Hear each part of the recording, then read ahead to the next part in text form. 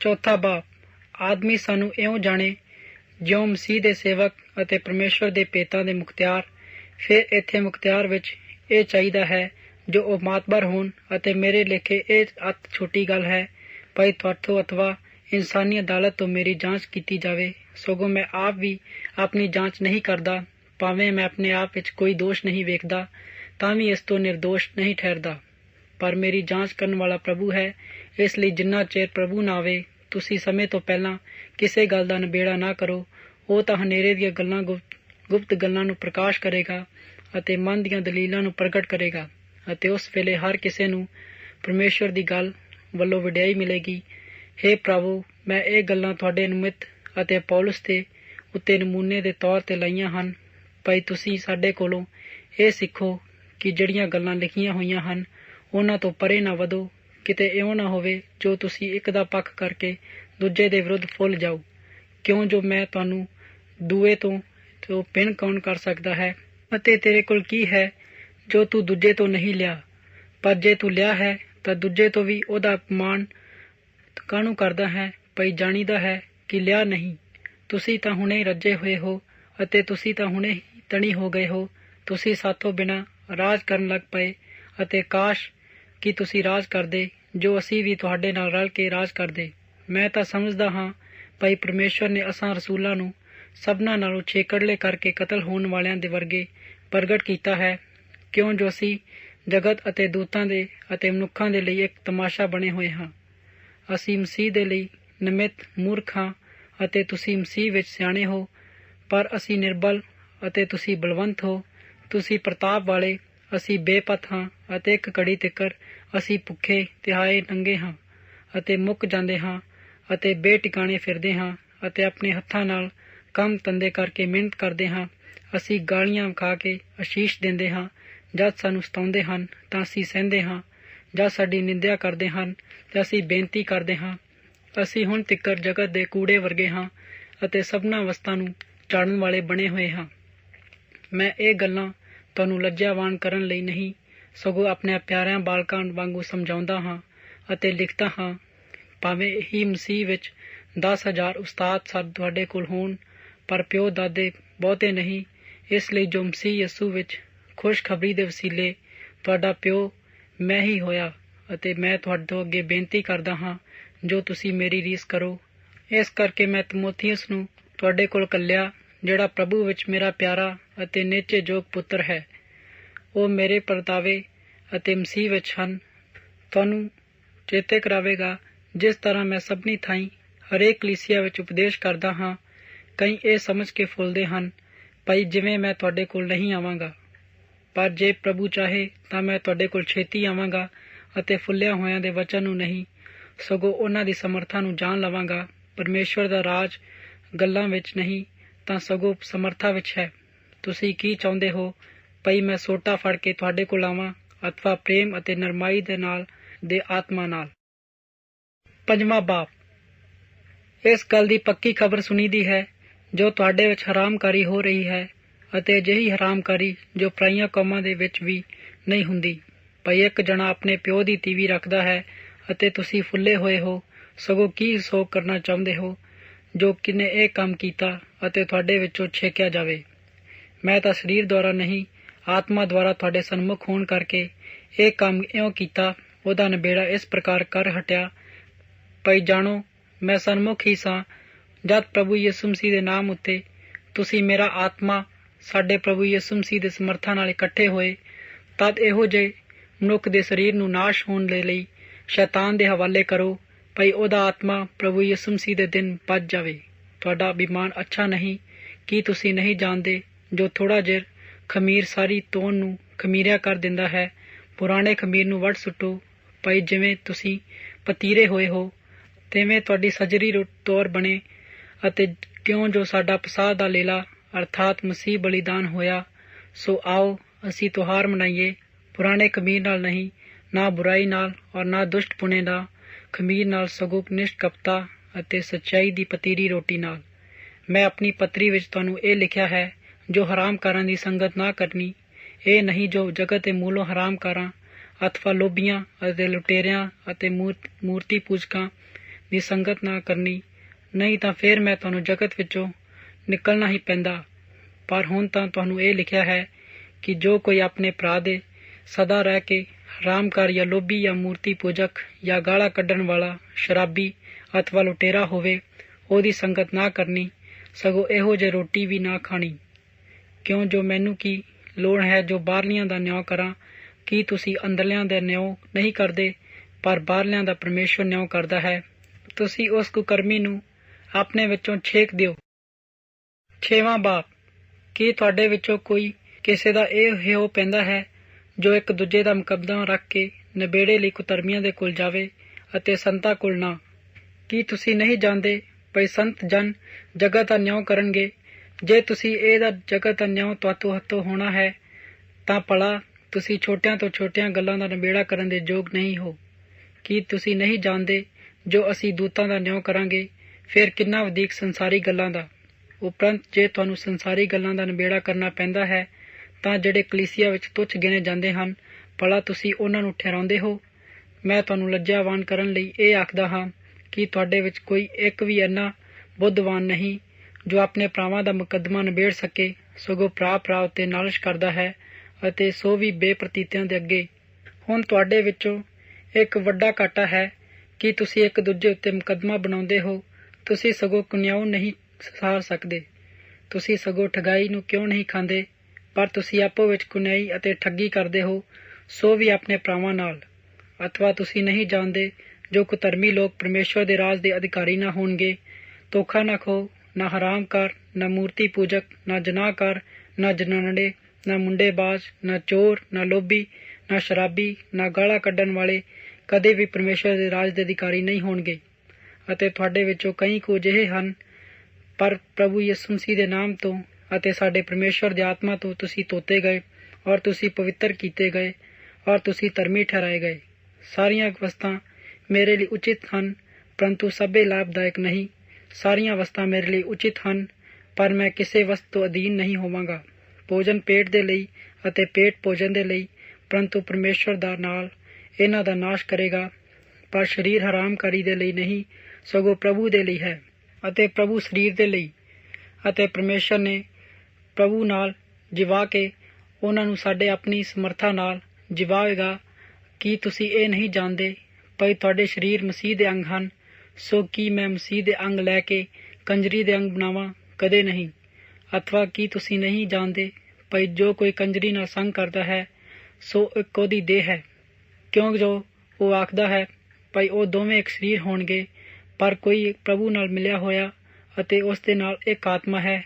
ਹਰਾਮਕਾਰੀ ਤੋਂ ਭੱਜੋ। ਹਰੇਕ ਪਾਪ ਜੋ ਮਨੁੱਖ ਕਰਦਾ ਹੈ ਸੋ ਸਰੀਰ ਤੋਂ ਬਾਹਰ ਅਤੇ ਪਰ ਹਰਾਮਕਾਰੀ ਕਰਦਾ ਹੈ ਉਹ ਆਪਣੇ ਹੀ ਸਰੀਰ ਦਾ ਪਾਪ ਕਰਦਾ ਹੈ। ਅਥਵਾ ਕੀ ਤੁਸੀਂ ਇਹ ਨਹੀਂ ਜਾਣਦੇ ਜੋ ਤੁਹਾਡੀ ਦੇਹੀ ਦੇ ਅੰਦਰ ਪਵਿੱਤਰ ਆਤਮਾ ਦੀ ਹੈਕਲ ਹੈ ਅਤੇ ਤੁਸੀਂ ਆਪਣੇ ਆਪ ਵਿੱਚ ਨਹੀਂ ਹੋ ਅਤੇ ਤੁਸੀਂ ਮੂਲ ਨਾਲ ਲਾਏ ਹੋ। ਇਸ ਲਈ ਤੁਸੀਂ ਆਪਣੀ ਦੇਹੀ ਨਾਲ ਪਰਮੇਸ਼ਵਰ ਦੀ ਵਡਿਆਈ ਕਰੋ। 7ਵਾਂ ਬਾਬ। ਹੁਣ ਜਿਨ੍ਹਾਂ ਗੱਲਾਂ ਦੇ ਵਿਖੇ ਤੁਸਾਂ ਲਿਖਿਆ ਸੀ, ਮੈਂ ਇਹ ਕਹਿੰਦਾ ਹਾਂ ਭਈ ਪੁਰਖ ਦੇ ਲਈ ਇਹ ਚੰਗਾ ਹੈ ਜੋ ਇਸਤਰੀ ਨੂੰ ਨਾ ਛੂਏ, ਪਰੰਤੂ ਹਰਾਮਕਾਰੀਆਂ ਦੇ ਕਾਰਨ ਹਰੇਕ ਪੁਰਖ ਆਪਣੀ ਹੀ ਇਸਤਰੀ ਨੂੰ ਅਤੇ ਹਰੇਕ ਇਸਤਰੀ ਆਪਣੇ ਹੀ ਪੁਰਖ ਨੂੰ ਰੱਖੇ। ਪਤੀ ਦਾ ਪਤਨੀ ਪੂਰਾ ਹੱਕ ਕਰੇ ਅਤੇ ਇਸ ਤਰ੍ਹਾਂ ਪਤਨੀ ਦਾ ਪਤੀ। ਪਤਨੀ ਨੂੰ ਆਪਣੀ ਦੇਹੀ ਉੱਤੇ ਵਸ ਨਹੀਂ, ਸਗੋਂ ਪਤੀ ਨੂੰ ਹੈ, ਅਤੇ ਇਸ ਲਈ ਪਤੀ ਨੂੰ ਆਪਣੀ ਦੇਹੀ ਉੱਤੇ ਵਸ ਨਹੀਂ, ਸਗੋਂ ਪਤਨੀ ਨੂੰ ਹੈ। ਤੁਸੀਂ ਇੱਕ ਦੂਜੇ ਤੋਂ ਅੱਡ ਨਾ ਹੋਵੋ, ਪਰ ਥੋੜ੍ਹੇ ਚਿਰ ਲਈ ਔਰ ਇਹਦੇ ਲਈ ਤਾਂ ਜੋ ਦੋਹਾਂ ਦੀ ਸਲਾਹ ਹੋਵੇ, ਤਾਂ ਜੋ ਤੁਹਾਨੂੰ ਪ੍ਰਾਰਥਨਾ ਕਰਨ ਲਈ ਵੇਲ ਮਿਲੇ ਅਤੇ ਫਿਰ ਇਕੱਠੇ ਹੋਵੋ, ਪਰ ਸ਼ੈਤਾਨ ਤੁਹਾਡੇ ਅਸੰਜਮ ਦੇ ਕਾਰਨ ਤੁਹਾਨੂੰ ਨਾ ਪਰਤਾਵੇ। ਪਰ ਮੈਂ ਇਹ ਪ੍ਰਵਾਨਗੀ ਤੁਹਾਨੂੰ ਇਸ ਢੰਗ ਨਾਲ ਆਖਦਾ ਹਾਂ, ਹੁਕਮ ਦੇ ਢੰਗ ਨਾਲ ਨਹੀਂ। ਤਾਂ ਮੈਂ ਵੀ ਚਾਹੁੰਦਾ ਹਾਂ ਭਈ ਸਾਰੇ ਮਨੁੱਖ ਇਹੋ ਜਿਹੇ ਹੋਣ ਜਿਹੋ ਜਿਹਾ ਮੈਂ ਆਪ, ਪਰ ਹਰੇਕ ਨੂੰ ਆਪਣੇ ਆਪ ਦਾਨ ਪਰਮੇਸ਼ਵਰ ਤੋਂ ਪਾਇਆ ਹੈ, ਕਿਸੇ ਨੇ ਕਿਸ ਪ੍ਰਕਾਰ ਦਾ ਔਰ ਕਿਸੇ ਨੇ ਕਿਸ ਪ੍ਰਕਾਰ ਦਾ। ਪਰ ਮੈਂ ਅਣਵਿਆਹੀਆਂ ਅਤੇ ਵਿਧਵਾਵਾਂ ਨੂੰ ਇਹ ਆਖਦਾ ਹਾਂ ਜੋ ਇਹਨਾਂ ਲਈ ਚੰਗਾ ਹੈ ਜੋ ਇੱਕ ਜਿਹੇ ਰਹਿਣ। ਮੈਂ ਹਾਂ, ਪਰ ਜੇ ਉਹਨਾਂ ਵਿੱਚ ਜੱਤ ਦਾ ਸੱਤ ਦਾ ਬਲ ਨਾ ਹੋਵੇ ਉਹ ਵਿਆਹ ਕਰ ਲੈਣ, ਅਤੇ ਜੋ ਸੜਨ ਨਾਲੋਂ ਵਿਆਹ ਕਰਨਾ ਚੰਗਾ ਹੈ। ਪਰੰਤੂ ਗ੍ਰਸਤੀਆਂ ਨੂੰ ਮੈਂ ਇਹ ਤਕੀਦ ਕਰਦਾ ਹਾਂ, ਪਰ ਮੈਂ ਤਾਂ ਨਹੀਂ, ਸਗੋਂ ਪ੍ਰਭੂ। ਜੋ ਪਤਨੀ ਆਪਣੇ ਪਤੀ ਤੋਂ ਅੱਡ ਨਾ ਹੋਵੇ, ਪਰ ਜੇ ਉਹ ਅੱਡ ਹੋਵੇ ਤਾਂ ਅਣਵਿਆਹੀ ਰਹੇ, ਅਥਵਾ ਆਪਣੇ ਪਤੀ ਨਾਲ ਸੁਲ੍ਹਾ ਕਰ ਲਵੇ, ਅਤੇ ਪਤੀ ਆਪਣੇ ਪਤੀ ਨੂੰ ਨਾ ਤਿਆਗੇ। ਪਰ ਰਹਿੰਦਿਆਂ ਨੂੰ ਨਾ ਪ੍ਰਭੂ ਤਾਂ ਸਗੋਂ ਮੈਂ ਹੀ ਕਹਿੰਦਾ ਹਾਂ, ਭਾਈ ਜੇ ਕਿਸੇ ਦਾ ਭਰਾ ਬੇਪ੍ਰਤੀਤ ਪਤਨੀ ਹੋਵੇ ਅਤੇ ਇਹ ਉਸਦੇ ਨਾਲ ਵਸਣ ਨੂੰ ਪ੍ਰਸੰਨ ਹੋਵੇ, ਤਾਂ ਪੁਰਖ ਉਸ ਨੂੰ ਨਾ ਤਿਆਗੇ। ਅਤੇ ਜਿਹੜੀ ਪਤਨੀ ਦਾ ਬੇਪ੍ਰਤੀਤ ਪਤੀ ਹੋਵੇ ਅਤੇ ਉਸ ਦੇ ਨਾਲ ਰਹਿਣ ਨੂੰ ਪ੍ਰਸੰਨ ਹੋਵੇ, ਤਾਂ ਉਹ ਆਪਣੇ ਪਤੀ ਨੂੰ ਨਾ ਤਿਆਗੇ। ਕਿਉਂ ਜੋ ਬੇਪ੍ਰਤੀਤ ਪਤੀ ਆਪਣੀ ਪਤਨੀ ਦੇ ਕਾਰਨ ਪਵਿੱਤਰ ਹੋਇਆ ਅਤੇ ਬੇਪ੍ਰਤੀਤ ਪਤਨੀ ਉਸ ਦੇ ਭਰਾ ਦੇ ਕਾਰਨ ਪਵਿੱਤਰ ਹੋਈ ਨਹੀਂ। ਤਾਂ ਤੁਹਾਡੇ ਕੋਲ ਬਾਲ ਬੱਚੇ ਅਸ਼ੁੱਧ ਹੋਣੇ, ਪਰ ਹੁਣ ਤੁਹਾਡੇ ਪਵਿੱਤਰ ਹੋ। ਪਰ ਜੇ ਉਹ ਬੇਪ੍ਰਤੀਤ ਅੱਡ ਹੋਵੇ ਤਾਂ ਅੱਡ ਹੋਣ ਦੇ। ਅਜਿਹੇ ਹਾਲ ਵਿੱਚ ਕੋਈ ਭਰਾ ਜਾਂ ਭੈਣ ਬੰਧਨ ਵਿੱਚ ਨਹੀਂ ਹੈ, ਅਤੇ ਪਰਮੇਸ਼ਵਰ ਨੇ ਸਾਨੂੰ ਸੁਲ੍ਹਾ ਦੇ ਲਈ ਸੱਦਿਆ। ਹੇ ਪਤਨੀਏ, ਤੂੰ ਕੀਕਰ ਜਾਣਦੀ ਹੈ ਜੋ ਤੂੰ ਆਪਣੇ ਪਤੀ ਨੂੰ ਬਚਾ ਲਵੇਂਗੀ, ਅਥਵਾ ਹੇ ਪਤੀ, ਤੂੰ ਕੀਕਰ ਜਾਣਦਾ ਹੈ ਜੋ ਆਪਣੇ ਪਤਨੀ ਨੂੰ ਬਚਾ ਲਵੇਂਗਾ। ਪਰ ਜਿਸ ਪ੍ਰਕਾਰ ਪ੍ਰਭੂ ਨੇ ਹਰੇਕ ਨੂੰ ਵੰਡਿਆ ਹੋਇਆ ਹੈ ਅਤੇ ਜਿਸ ਪ੍ਰਕਾਰ ਪਰਮੇਸ਼ਵਰ ਨੇ ਹਰੇਕ ਨੂੰ ਸੱਦਿਆ ਹੋਇਆ ਹੈ, ਉਸੇ ਪ੍ਰਕਾਰ ਉਸ ਨਾਲ ਚਾਲ ਚੱਲੇ। ਅਤੇ ਮੈਂ ਸਾਰੀਆਂ ਕਲੀਸਿਆਂ ਵਿੱਚ ਅਜਿਹਾ ਹੀ ਠਹਿਰਾਉਂਦਾ ਹਾਂ ਕਿ ਕੋਈ ਸੁਣਤੀ ਸੱਦਿਆ ਗਿਆ ਤਾਂ ਸੁਣਤੀ ਨਾ ਬਣੋ, ਅਤੇ ਕੋਈ ਅਸੁਣਤੀ ਸੱਦਿਆ ਗਿਆ ਤਾਂ ਉਹਦੀ ਸੁਣਤ ਨਾ ਕੀਤੀ ਜਾਵੇ। ਸੁਣਤ ਕੁਝ ਨਹੀਂ ਅਤੇ ਅਸੁਣਤ ਕੁਝ ਨਹੀਂ, ਪਰੰਤੂ ਪਰਮੇਸ਼ਵਰ ਦਾ ਹੁਕਮ ਦੀ ਪਾਲਣਾ ਕਰੋ, ਅਤੇ ਸਭ ਕੁਝ ਉਸ ਹੈ। ਹਰ ਕੋਈ ਜਿਸ ਹਾਲ ਵਿੱਚ ਸੱਦਿਆ ਗਿਆ ਅਤੇ ਉਸ ਵਿੱਚ ਟਿਕਿਆ ਰਹੇ। ਕੀ ਤੂੰ ਗੁਲਾਮ ਹੋ ਕੇ ਸੱਦਿਆ ਗਿਆ ਤਾਂ ਕੀ ਹੋਇਆ? ਪਰ ਜੇ ਕਿਤੇ ਆਜ਼ਾਦ ਹੋ ਕੇ, ਤਾਂ ਉਸ ਦਾ ਯਤਨ ਕਰ, ਕਿਉਂਕਿ ਜਿਹੜਾ ਗੁਲਾਮ ਹੋ ਕੇ ਪ੍ਰਭੂ ਵਿੱਚ ਸੱਦਿਆ ਗਿਆ, ਉਹ ਪ੍ਰਭੂ ਦਾ ਆਜ਼ਾਦ ਕੀਤਾ ਹੋਇਆ ਹੈ। ਇਸੇ ਤਰ੍ਹਾਂ ਜਿਹੜਾ ਆਜ਼ਾਦ ਹੋ ਕੇ ਸੱਦਿਆ ਗਿਆ, ਉਹ ਮਸੀਹ ਦਾ ਗੁਲਾਮ ਹੈ। ਤੁਸੀਂ ਮੁੱਲ ਲਏ ਹੋਏ ਹੋ, ਮਨੁੱਖਾਂ ਦੇ ਗੁਲਾਮ ਨਾ ਬਣੋ। ਹੇ ਭਰਾਵੋ, ਹਰ ਕੋਈ ਜਿਸ ਹਾਲ ਵਿੱਚ ਸੱਦਿਆ ਗਿਆ, ਉਸੇ ਵਿੱਚ ਪਰਮੇਸ਼ਵਰ ਦੇ ਅੱਗੇ ਟਿਕਿਆ ਰਹੇ। ਪਰ ਕੁਆਰੀਆਂ ਦੇ ਵਿਖੇ ਪ੍ਰਭੂ ਦੀ ਮੈਨੂੰ ਇਹ ਆਗਿਆ ਨਹੀਂ, ਪਰ ਜਿੰਨੇ ਮੈਨੂੰ ਨਿਹਚਾ ਹੋਣ, ਉਹ ਯੋਗ ਦੇ ਕਾਰਨ ਪ੍ਰਭੂ ਦੀ ਵੱਲੋਂ ਦਇਆ ਮਿਲੀ, ਤਿਵੇਂ ਹੀ ਮੈਂ ਸਲਾਹ ਦਿੰਦਾ ਹਾਂ। ਸੋ ਇਹ ਗੱਲਾਂ ਚੰਗਾ ਲੱਗਦਾ ਹੈ ਕਿ ਵਰਤਮਾਨ ਕਸ਼ਟ ਦੇ ਕਾਰਨ ਮਨੁੱਖ ਲਈ ਇਹ ਭਲਾ ਹੈ ਕਿ ਉਹਦਾ ਹੀ ਰਹੇ। ਕੀ ਤੂੰ ਪਤਨੀ ਨੂੰ ਬੁੱਝਾ ਨਹੀਂ ਹੋਇਆ ਤਾਂ ਕਿ ਛੁਟਕਾਰਾ ਨਾ ਢੂੰਡ? ਕੀ ਤੂੰ ਪਤਨੀ ਤੋਂ ਛੁੱਟਿਆ ਹੋਇਆ ਹੈ ਤਾਂ ਪਤਨੀ ਨੂੰ ਨਾ ਢੂੰਡ। ਪਰ ਜੇ ਤੂੰ ਵਿਆਹ ਕਰ ਲਵੇ ਤਾਂ ਪਾਪ ਨਹੀਂ ਕਰਦਾ, ਜੇ ਕੁਆਰੀ ਵਿਆਹੀ ਜਾਵੇ ਤਾਂ ਉਹ ਪਾਪ ਨਹੀਂ ਕਰਦੀ।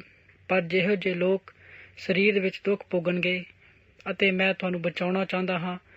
ਹੇ ਭਰਾਵੋ, ਮੈਂ ਇਹ ਆਖਦਾ ਹਾਂ, ਜੋ ਸਮਾਂ ਘਟਾਇਆ ਗਿਆ ਹੈ, ਭਈ ਇੱਦੋਂ ਅੱਗੇ ਪਤਨੀ ਵਾਲੇ ਅਜਿਹੇ ਹੋਣ ਕਿ ਚਾਹੀਦਾ ਹੈ ਉਹਨਾਂ ਦੇ ਪਤਨੀਆਂ ਨਹੀਂ ਹਨ। ਅਤੇ ਰੋਣ ਵਾਲੇ ਦਾ ਕੀ ਜਾਣੀਦਾ, ਉਹ ਨਹੀਂ ਰੋਂਦੇ ਹਨ। ਅਤੇ ਆਨੰਦ ਕਰਨ ਵਾਲੇ ਦਾ ਕੀ ਜਾਣਦਾ ਕਿ ਉਹ ਆਨੰਦ ਨਹੀਂ ਕਰਦੇ ਹਨ। ਅਤੇ ਮੁੱਲ ਲੈਣ ਵਾਲੇ ਦਾ ਕੀ ਜਾਣੀਦਾ ਕਿ ਉਹਨਾਂ ਕੋਲ ਮਾਲ ਨਹੀਂ ਹੈ। ਅਤੇ ਸੰਸਾਰ ਨੂੰ ਵਰਤਣ ਵਾਲੇ ਕੀ ਜਾਣੀਦਾ ਜੋ ਹੱਦੋਂ ਵਕਤ ਕੇ ਵਰਤਦੇ ਹਨ, ਕਿਉਂ ਜੋ ਇਸ ਸੰਸਾਰ ਦਾ ਰੰਗ ਢੰਗ ਬੀਤਦਾ ਜਾਂਦਾ ਹੈ। ਪਰ ਮੈਂ ਇਹ ਚਾਹੁੰਦਾ ਹਾਂ ਜੋ ਤੁਸੀਂ ਨਿਸ਼ਚਿੰਤ ਰਹੋ। ਅਣਵਿਆਹੀਆਂ ਪੁਰਖ ਪ੍ਰਭੂ ਦੀਆਂ ਗੱਲਾਂ ਦੀ ਚਿੰਤਾ ਕਰਦਾ ਹੈ, ਅਤੇ ਉਹ ਪ੍ਰਭੂ ਨੂੰ ਕਿਵੇਂ ਪ੍ਰਸੰਨ ਕਰੇ। ਪਰ ਵਿਆਹਿਆ ਹੋਇਆ ਸੰਸਾਰ ਦੀਆਂ ਗੱਲਾਂ ਦੀ ਚਿੰਤਾ ਕਰਦਾ ਹੈ, ਜੋ ਆਪਣੀ ਪਤਨੀ ਨੂੰ ਕਿਵੇਂ ਪਸੰਦ ਕਰੇ, ਅਤੇ ਉਹ ਦੁਬਦਾ ਵਿੱਚ ਪਿਆ ਰਹਿੰਦਾ ਹੈ। ਅਣਵਿਆਹੀ ਇਸਤਰੀ ਜਾਂ ਕੁਆਰੀ ਪ੍ਰਭੂ ਦੀਆਂ ਗੱਲਾਂ ਦੀ ਚਿੰਤਾ ਕਰਦੀ ਹੈ, ਭਈ ਉਹਦੀ ਦੇਹੀ ਅਤੇ ਆਤਮਾ ਵਿੱਚ ਪਵਿੱਤਰ ਹੋਵੇ। ਅਤੇ ਜਿਹੜੀ ਵਿਆਹੀ ਹੈ, ਉਹ ਸੰਸਾਰ ਦੀਆਂ ਗੱਲਾਂ ਦੀ ਚਿੰਤਾ ਕਰਦੀ ਹੈ, ਜੋ ਆਪਣੇ ਪਤੀ ਨੂੰ ਕਿਵੇਂ ਪ੍ਰਸੰਨ ਕਰੇ। ਅਤੇ ਮੈਂ ਤੁਹਾਡੇ ਲਈ ਆਪਣੇ ਹੀ ਭਲੇ ਲਈ ਆਖਦਾ ਹਾਂ, ਨਾ ਇਸ ਲਈ ਜੋ ਤੁਹਾਡੇ ਵਿੱਚ ਤੇ ਬੰਦਿਸ਼ ਲਾਵਾਂ, ਸਗੋਂ ਇਸ ਲਈ ਜੋ ਮੁਨਾਸਬ ਕੰਮ ਕੀਤਾ ਜਾਵੇ। ਨਾਲੇ ਤੁਸੀਂ ਬਿਨਾਂ ਘਾਬਰੇ ਪਰਮੇਸ਼ਵਰ ਦੀ ਸੇਵਾ ਵਿੱਚ ਲੱਗੇ ਰਹੋ। ਪਰ ਜੇ ਕੋਈ ਇਹ ਸਮਝੇ ਭਈ ਮੇਰਾ ਵਰਤਾਓ ਆਪਣੀ ਕੁਆਰੀ ਨਾਲ ਅਯੋਗ ਹੈ, ਤਾਂ ਆਪਣੀ ਜਵਾਨੀ ਦੀ ਉਮਰੋਂ ਲੰਘ ਗਈ ਹੈ।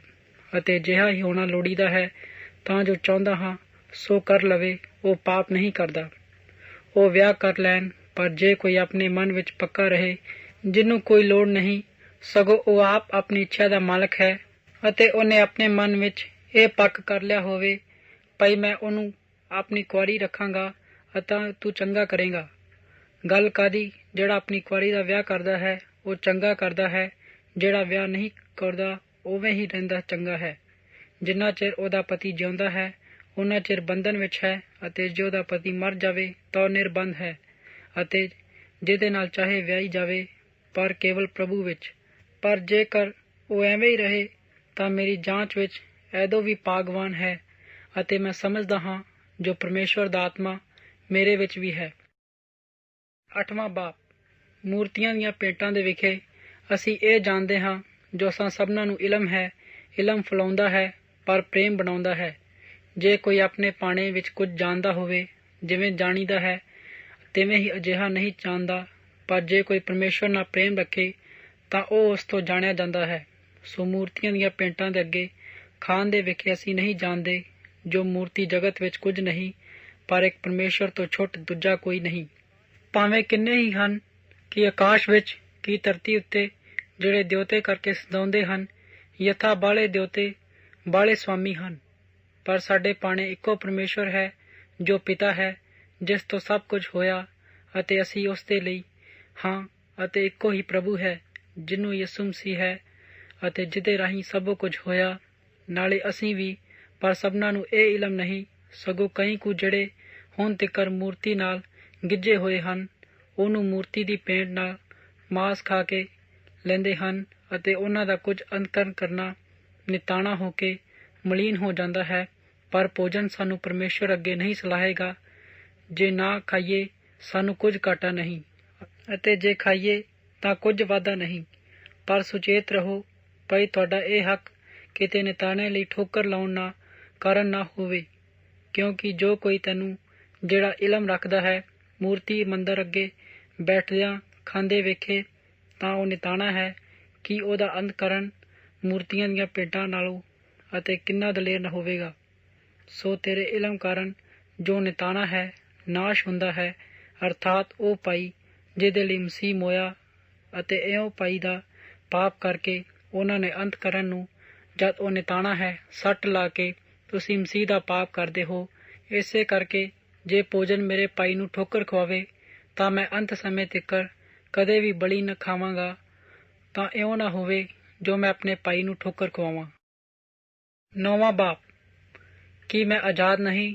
ਕੀ ਮੈਂ ਰਸੂਲ ਨਹੀਂ? ਕੀ ਮੈਂ ਯਿਸੂ ਸਾਡੇ ਪ੍ਰਭੂ ਨੂੰ ਨਹੀਂ ਵੇਖਿਆ? ਕੀ ਤੁਸੀਂ ਪ੍ਰਭੂ ਵਿੱਚ ਮੇਰਾ ਕੰਮ ਨਹੀਂ ਹੋ? ਭਾਵੇਂ ਮੈਂ ਹੋਰਨਾਂ ਲਈ ਰਸੂਲ ਨਹੀਂ, ਪਰ ਤੁਹਾਡੇ ਲਈ ਤਾਂ ਹਾਂ, ਕਿਉਂ ਜੋ ਪ੍ਰਭੂ ਵਿੱਚ ਤੁਸੀਂ ਮੇਰੇ ਰਸੂਲ ਪੁਣੇ ਦੀ ਮੋਹਰ ਹੋ। ਉਹਨਾਂ ਨੂੰ ਜਿਹੜੇ ਮੇਰੀ ਜਾਂਚ ਕਰਦੇ ਹਨ ਇਹੋ ਮੇਰਾ ਮਿੱਤਰ ਹੈ। ਭਲਾ ਸਾਨੂੰ ਖਾਣ ਪੀਣ ਦਾ ਹੱਕ ਨਹੀਂ? ਭਲਾ ਸਾਨੂੰ ਵੀ ਹੱਕ ਨਹੀਂ ਜੋ ਕਿਸੇ ਗੁਰਪੈਨ ਨੂੰ ਆਪਣੀ ਵਿਆਹਤਾ ਕਰਕੇ ਨਾਲ ਲਈਏ ਅਤੇ ਫਿਰੀਏ, ਜਿਵੇਂ ਹੋਰ ਰਸੂਲ ਅਤੇ ਪ੍ਰਭੂ ਦੇ ਭਰਾ ਅਤੇ ਕੈਫਾਸ ਕਰਦੇ ਹਨ? ਅਥਵਾ ਕੀ ਨਿਰੇ ਮੈਨੂੰ ਬਰਨਬਾਸ ਦਾ ਹੱਕ ਨਹੀਂ? ਭਾਈ ਮਿਹਨਤ ਕਰਨੀ ਛੱਡਦਾ ਆਪਣੇ ਪਲਿਓਂ ਖਾ ਕੇ ਕੌਣ ਕਦੇ ਫੌਜ ਦੀ ਨੌਕਰੀ ਕਰਦਾ ਹੈ?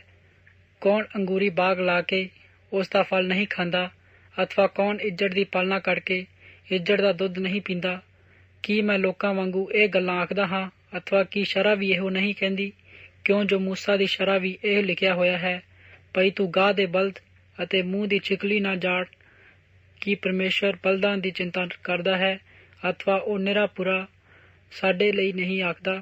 ਨਿਸੰਗ ਸਾਡੇ ਲਈ ਉਹ ਲਿਖਿਆ ਗਿਆ ਸੀ, ਕਿਉਂਕਿ ਚਾਹੀਦਾ ਹੈ ਕਿ ਜਿਹੜਾ ਵਾਹੀ ਕਰਦਾ ਹੈ ਉਹ ਆਸਾ ਨਾਲ ਵਾਹੀ ਕਰੇ, ਅਤੇ ਜਿਹੜਾ ਗਾਉਂਦਾ ਹੈ ਉਹ ਹਿੱਸਾ ਲੈਣ ਦੀ ਆਸ ਗਾਹੇ। ਤੇ ਜੇ ਸਾਡੇ ਨਾਲ ਸਾਡੇ ਲਈ ਆਤਮਿਕ ਪਦਾਰਥ ਬੀਜੇ ਹਨ ਤਾਂ ਕੀ ਕੋਈ ਵੱਡੀ ਗੱਲ ਹੈ ਜੋ ਸਾਡੇ ਲਈ ਸਰੀਰਕ ਪਦਾਰਥ ਵੱਢੀਏ? ਜੋ ਹੋਰਨਾਂ ਲੋਕਾਂ ਨੂੰ ਤੁਹਾਡੇ ਉੱਤੇ ਇਹ ਹੱਕ ਹੈ ਤਾਂ ਕਿ ਸਾਨੂੰ ਇਸ ਤੋਂ ਵੱਧ ਕੇ ਨਹੀਂ, ਪਰ ਅਸਾਂ ਆਪਣੇ ਇਸ ਹੱਕ ਨੂੰ ਚਲਾਇਆ ਨਹੀਂ, ਪਰੰਤੂ ਸਭ ਕੁਝ ਚੱਲ ਲੈਂਦੇ ਹਾਂ ਭਈ ਅਸੀਂ ਮਸੀਹ ਦੀ ਖੁਸ਼ਖਬਰੀ ਵਿੱਚ ਕੋਈ ਅਟਕਾਓ ਨਾ ਪਾਈਏ। ਕੀ ਅਸੀਂ ਇਹ ਨਹੀਂ ਜਾਣਦੇ ਭਈ ਜਿਹੜੇ ਧਰਮ ਦੀ ਸੇਵਾ ਕਰਦੇ ਹਨ ਉਹ ਹੈਕਲ ਦਿਆਂ ਪਦਾਰਥਾਂ ਵਿੱਚੋਂ ਹੀ ਖਾਂਦੇ ਹਨ, ਅਤੇ ਜਿਹੜੇ ਜਗਵੇਤੀ ਦੀ ਸੇਵਾ ਕਰਦੇ ਹਨ ਉਹ ਜਵੇਤੀ ਤੋਂ ਹੀ ਛਾਂਦਾ ਲੈਂਦੇ ਹਨ? ਅਤੇ ਜਿਸ ਪ੍ਰਕਾਰ ਪ੍ਰਭੂ ਦੀ ਖੁਸ਼ਖਬਰੀ ਦੇ ਪ੍ਰਚਾਰਕਾਂ ਲਈ ਵੀ ਇਹ ਥਾਪਿਆ ਗਿਆ ਭਈ ਉਹ ਖੁਸ਼ਖਬਰੀ ਤੋਂ ਗੁਜ਼ਾਰਾ ਕਰਨ, ਅਤੇ ਪਰ ਮੈਂ ਇਹਨਾਂ ਰੀਤਾਂ ਤੋਂ ਕਿਸੇ ਨੂੰ ਵਰਤਿਆ ਨਹੀਂ, ਅਤੇ ਮੈਂ ਇਹ ਗੱਲਾਂ ਇਸ ਕਰਕੇ ਨਹੀਂ ਲਿਖੀਆਂ ਜੋ ਮੇਰੇ ਉੱਤੇ ਇਉਂ ਹੋਵੇ, ਕਿਉਂਕਿ ਜੋ ਮੇਰੇ ਲਈ ਇਸ ਨਾਲੋਂ ਮਰਨਾ ਹੀ ਚੰਗਾ ਹੈ। ਜੋ ਮੇਰੇ ਇਸ ਅਭਿਮਾਨ ਨੂੰ ਕੋਈ ਅਵਿਰਥਾ ਕਰੇ, ਭਾਵੇਂ ਮੈਂ ਖੁਸ਼ਖਬਰੀ ਸੁਣਾਵਾਂ ਤਾਂ ਵੀ ਮੇਰਾ ਕੋਈ ਅਭਿਮਾਨ ਨਹੀਂ, ਇਸ ਕਰਕੇ ਜੋ ਇਹ ਮੇਰੇ ਲਈ ਅਵਸ ਹੈ। ਅਫਸੋਸ ਹੈ ਮੇਰੇ ਉੱਤੇ ਜੋ ਮੈਂ ਖੁਸ਼ਖਬਰੀ ਨਾ ਸੁਣਾਵਾਂ, ਇਸ ਲਈ ਕਿ ਜੇ ਮੈਂ ਇਹ ਕੰਮ ਆਪਣੀ ਹੀ ਪਾਉਣੀ ਨਾਲ ਕਰਦਾ ਹਾਂ ਤਾਂ ਮੇਰਾ ਕੀ ਫਲ, ਪਰ ਮੈਂ ਜੇ ਆਪਣੀ ਪਾਉਣੀ ਤੋਂ ਬਿਨਾਂ ਤਾਂ ਮੁਖਤਿਆਰੀ ਮੈਨੂੰ ਸੌਂਪੀ ਗਈ ਹੈ ਤਾਂ ਮੇਰੇ ਲਈ ਕੀ ਫਲ ਹੈ। ਇਹ ਕਿ ਮੈਂ ਜਾ ਕੇ ਖੁਸ਼ਖਬਰੀ ਸੁਣਾਵਾਂ ਤਾਂ ਖੁਸ਼ਖਬਰੀ ਨੂੰ ਮੁਫਤ ਰੱਖਾਂ ਅਤੇ ਖੁਸ਼ਖਬਰੀ ਵਿੱਚ ਜੋ ਮੇਰਾ ਹੱਕ ਹੈ ਉਹਨੂੰ ਪੂਰਾ ਨਾ ਕਰਾਂ। ਭਾਵੇਂ ਮੈਂ ਸਭਨਾਂ ਤੋਂ ਆਜ਼ਾਦ ਸਾਂ ਤਾਂ ਵੀ ਆਪਣੇ ਆਪ ਨੂੰ ਸਭਨਾਂ ਦਾ ਦਾਸ ਕੀਤਾ, ਭਾਈ ਮੈਂ ਬਾਹਲਿਆਂ ਨੂੰ ਖਿੱਚ ਲਿਆਵਾਂ ਅਤੇ ਯਹੂਦੀਆਂ ਲਈ ਮੈਂ ਯਹੂਦੀ ਜਿਹਾ ਬਣਿਆ, ਭਾਈ ਯਹੂਦੀਆਂ ਨੂੰ ਖਿੱਚ ਲਿਆਵਾਂ ਅਤੇ ਆਪ ਸ਼ਰ੍ਹਾ ਦੇ ਅਧੀਨ ਨਹੀਂ ਸਾਂ ਤਾਂ ਵੀ ਸ਼ਰ੍ਹਾ ਦੇ ਅਧੀਨ ਲਈ ਮੈਂ ਸ਼ਰ੍ਹਾ ਅਧੀਨ ਜਿਹਾ ਬਣਿਆ ਅਤੇ ਸ਼ਰ੍ਹਾ ਅਧੀਨਾਂ ਨੂੰ ਖਿੱਚ ਲਿਆਵਾਂ। ਮੈਂ ਜੋ ਪਰਮੇਸ਼ਵਰ ਦੇ ਪਾਣੇ ਦੀ ਸ਼ਰ੍ਹਾਹੀਨ ਨਹੀਂ ਸਗੋਂ ਮਸੀਹ ਦੇ ਪਾਣੇ ਦੀ ਸ਼ਰ੍ਹਾਹੀਨ ਹਾਂ ਅਤੇ ਇਸ ਲਈ ਮੈਂ ਸ਼ਰ੍ਹਾਹੀਨ ਜਿਹਾ ਬਣਿਆ, ਭਾਈ ਮੈਂ ਸ਼ਰ੍ਹਾਹੀਨਾਂ ਨੂੰ ਖਿੱਚ ਲਿਆਵਾਂ। ਮੈਂ ਨਿਤਾਣਿਆਂ ਲਈ ਨਿਤਾਣਾ ਬਣਿਆ, ਭਾਈ ਨਿਤਾਣਿਆਂ ਨੂੰ ਖਿੱਚ ਲਿਆਵਾਂ। ਮੈਂ ਸਭਨਾਂ ਲਈ ਸਭ ਕੁਝ ਬਣਿਆ ਤਾਂ ਜੋ ਮੈਂ ਹਰ ਤਰ੍ਹਾਂ ਨਾਲ ਕਈਆਂ ਨੂੰ ਬਚਾਵਾਂ ਅਤੇ ਮੈਂ ਸਭੋ ਕੁਝ ਅੰਜੀਲ ਦੇ ਨਿਮਿਤ ਕਰਦਾ ਹਾਂ, ਭਾਈ ਮੈਂ ਹੋਰਨਾਂ ਨਾਲ ਰਲ ਕੇ ਉਸ ਵਿੱਚ ਸਾਂਝੀ ਹੋ ਜਾਵਾਂ। ਕੀ ਤੁਸੀਂ ਇਹ ਨਹੀਂ ਜਾਣਦੇ ਕਿ ਦੌੜ ਵਿੱਚ ਦੌੜਦੇ ਹਨ ਅਤੇ ਸਭੋ ਦੌੜਦੇ ਹਨ ਪਰ ਇਨਾਮ ਇੱਕੋ ਲੈ ਜਾਂਦਾ ਹੈ। ਇਉਂ ਤੁਸੀਂ ਵੀ ਦੌੜਦੇ ਹੋ ਜੋ ਤੁਸੀਂ ਇਨਾਮ ਲੈ ਜਾਓ। ਹਰੇਕ ਪਹਿਲਵਾਨ ਸਭਨੀ ਗੱਲੀ ਸਜਮੀ ਹੁੰਦਾ ਹੈ, ਸੋ ਜਦ ਉਹ ਨਾਸ਼ਵਾਨ ਸਿਰੇ ਨੂੰ ਔਰ ਆਪਣੇ ਵਿਨਾਸ਼ੀ ਸਿਰੇ ਨੂੰ ਲੈਣ ਲਈ ਇਹ ਕਰਦੇ ਹਨ। ਸੋ ਮੈਂ ਇਉਂ ਦੌੜਦਾ ਹਾਂ ਪਰ ਬੌਥਰਾ ਨਹੀਂ। ਮੈਂ ਇਉਂ ਨਹੀਂ ਲੜਦਾ ਪਈ ਔਰਨਾਂ ਵਾਂਗੂ ਜੋ ਪਾਉਣ ਨੂੰ ਮਾਰਦਾ ਹੈ, ਸਗੋਂ ਆਪਣੇ ਸਰੀਰ ਨੂੰ ਮਾਰਦਾ ਕੁੱਟਦਾ ਹਾਂ ਅਤੇ ਉਹਨੂੰ ਆਪਣੇ ਵੱਸ ਵਿੱਚ ਲਿਆਉਂਦਾ ਹਾਂ, ਭਾਈ ਇਉਂ ਨਾ ਹੋਵੇ ਜੋ ਕਿਤੇ ਹੋਰਨਾਂ ਦੇ ਉਪਦੇਸ਼ ਕਰਕੇ ਮੈਂ ਆਪ ਅਪਰਵਾਨ ਨਾ ਹੋ ਜਾਵਾਂ। 10ਵਾਂ ਬਾਬ। ਹੇ ਪ੍ਰਭੂ, ਮੈਂ ਨਹੀਂ ਚਾਹੁੰਦਾ ਜੋ ਤੁਸੀਂ ਇਸ ਤੋਂ ਅਣਜਾਣ ਰਹੋ, ਭਾਈ ਸਾਡੇ ਪਿਓ ਦਾਦਿਆਂ ਦੇ ਬੱਦਲ ਹੇਠ ਸਨ ਅਤੇ ਉਹ ਸਭੇ ਸਮੁੰਦਰ ਵਿੱਚੋਂ ਲੰਘ ਗਏ ਅਤੇ ਸਭਨਾਂ ਨੇ ਉਸ ਬੱਦਲ ਉੱਤੇ ਅਤੇ ਉਸ ਸਮੁੰਦਰ ਵਿੱਚ ਮੂਸਾ ਦਾ ਬਪਤਿਸਮਾ ਮਿਲਿਆ। ਸਭਨਾਂ ਨੇ ਇੱਕੋ ਆਤਮਿਕ ਭੋਜਨ ਖਾਧਾ ਅਤੇ ਸਭਨਾਂ ਨੇ ਇੱਕੋ ਆਤਮਿਕ ਜਲ ਪੀਤਾ, ਕਿਉਂ ਜੋ ਉਹਨਾਂ ਨੇ ਉਸ ਪੱਥਰ ਤੋਂ ਜਲ ਪੀਤਾ ਔਰ ਜਿਹੜਾ ਉਹਨਾਂ ਦੇ ਮਗਰ ਚੱਲਦਾ ਸੀ ਅਤੇ ਉਹ ਪੱਥਰ ਮਸੀਹ ਹੈ ਸੀ। ਪਰੰਤੂ ਪਰਮੇਸ਼ਰ ਉਹਨਾਂ ਵਿੱਚੋਂ ਬਾਹਲਿਆਂ ਨਾਲ ਪ੍ਰਸੰਨ ਨਹੀਂ ਸੀ, ਸੋ ਉਜਾੜ ਵਿੱਚ ਟਹਿ ਪਏ ਅਤੇ ਇਹ ਗੱਲਾਂ ਸਾਡੇ ਲਈ ਨਸੀਹਤ ਬਣੀਆਂ, ਭਾਈ ਅਸੀਂ ਮਾੜੀਆਂ ਗੱਲਾਂ ਦੀਆਂ ਕਾਮਨਾ ਨਾ ਕਰੀਏ ਜਿਵੇਂ ਉਹਨਾਂ ਨੇ ਕਾਮਨਾ ਕੀਤੀਆਂ ਸਨ, ਅਤੇ ਨਾ ਤੁਸੀਂ ਮੂਰਤੀ ਪੂਜਕ ਹੋਵੋ ਜਿਵੇਂ ਉਹਨਾਂ ਵਿੱਚੋਂ ਕਈ ਕੁ ਸਨ, ਜਿਸ ਪ੍ਰਕਾਰ ਲਿਖਿਆ ਹੋਇਆ ਹੈ, ਜੋ ਉਹ ਲੋਕ ਖਾਣ ਪੀਣ ਬੈਠੇ ਅਤੇ ਹੱਸਣ ਖੇਡਣ ਉੱਠੇ ਅਤੇ ਨਾ ਅਸੀਂ ਹਰਾਮਕਾਰੀ ਕਰੀਏ ਜਿਵੇਂ ਉਹਨਾਂ ਵਿੱਚੋਂ ਕਈਆਂ ਨੇ ਕੀਤੀ। ਅਤੇ ਇੱਕੋ ਦਿਨ ਵਿੱਚ 23,000 ਜਣਿਆਂ ਨੇ ਸੱਥਰ ਲੱਥੇ ਅਤੇ ਨਾ ਅਸੀਂ ਪ੍ਰਭੂ ਦੇ ਪਰਤਾਈਏ ਜਿਵੇਂ ਉਹਨਾਂ ਵਿੱਚੋਂ ਕਈਆਂ ਨੇ ਪਰਤਾਇਆ ਸੀ ਅਤੇ ਸੱਪਾਂ ਤੋਂ ਨਾਸ਼ ਹੋਏ, ਅਤੇ ਨਾ ਤੁਸੀਂ ਬੁੜਬੁੜ ਕਰੋ ਜਿਵੇਂ ਉਹਨਾਂ ਵਿੱਚੋਂ ਕਈ ਬੁੜਬੁੜ ਕੀਤੀ ਅਤੇ ਨਾਸ਼ ਕਰਨ ਵਾਲੇ ਤੋਂ ਨਾਸ਼ ਹੋਏ। ਸੋ ਇਹ ਗੱਲਾਂ ਉਹਨਾਂ ਉੱਤੇ ਨਸੀਹਤ ਹੋਈਆਂ ਅਤੇ ਸਾਨੂੰ ਮੱਤ ਦੇਣ ਲਈ ਲਿਖੀਆਂ ਹੋਈਆਂ ਸਨ ਕਿ ਜਿਨ੍ਹਾਂ ਉੱਤੇ ਜਗ੍ਹਾ ਜੁੱਗਾਂ ਦੇ ਅੰਤ ਤੀਕਰ ਆਣ ਪਹੁੰਚੇ। ਗੱਲ ਕਾਦੀ ਜੋ ਆਪਣੇ ਆਪ ਨੂੰ ਖਲੋਤਾ ਹੋਇਆ ਸਮਝਦਾ ਹੈ, ਸੋ ਸੁਚੇਤ ਰਹੇ, ਭਾਈ ਕਿਤੇ ਡਿੱਗ ਨਾ ਪਵੇ। ਤੁਹਾਡੇ ਉੱਤੇ ਜਿਹੋ ਜਿਹਾ ਕੋਈ ਪਰਤਾਵਾ ਨਾ ਪਵੇ ਜੋ ਮਨੁੱਖ ਤੋਂ ਨਹੀਂ ਚੱਲਿਆ ਜਾਂਦਾ, ਪਰੰਤੂ ਪਰਮੇਸ਼ਵਰ ਵਫਾਦਾਰ ਹੈ ਜੋ ਤੁਹਾਡੀ ਸ਼ਕਤੀਓਂ ਬਾਹਰ ਤੁਹਾਨੂੰ ਪਰਤਾਵੇ ਵਿੱਚ ਨਹੀਂ ਪੈਣ ਦੇਵੇਗਾ। ਪਰਤਾਵੇ ਦੇ ਨਾਲ ਹੀ ਬਚ ਜਾਣ ਤੇ ਉਪਾਅ ਵੀ ਕੱਢ ਦੇਵੇਗਾ, ਭਾਈ ਤੁਸੀਂ ਚੱਲ ਸਕੋ। ਇਸ ਕਰਕੇ ਮੇਰੇ ਪਿਆਰਿਓ, ਤੁਸੀਂ ਮੂਰਤੀ ਪੂਜਾ ਤੋਂ ਭੱਜੋ। ਮੈਂ ਤੁਹਾਨੂੰ ਬੁੱਧਵਾਨ ਸਮਝ ਕੇ ਤੁਹਾਡੇ ਨਾਲ ਬੋਲਦਾ ਹਾਂ। ਜੋ ਮੈਂ ਆਖਦਾ ਹਾਂ ਤੁਸੀਂ ਉਹਦੀ ਜਾਂਚ ਕਰੋ।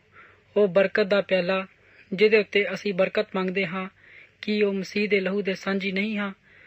ਉਹ ਰੋਟੀ ਜਿਹਨੂੰ ਅਸੀਂ ਤੋੜਦੇ ਹਾਂ, ਕੀ ਉਹ ਮਸੀਹ ਦੇ ਸਰੀਰ ਦੀ ਸਾਂਝ ਨਹੀਂ?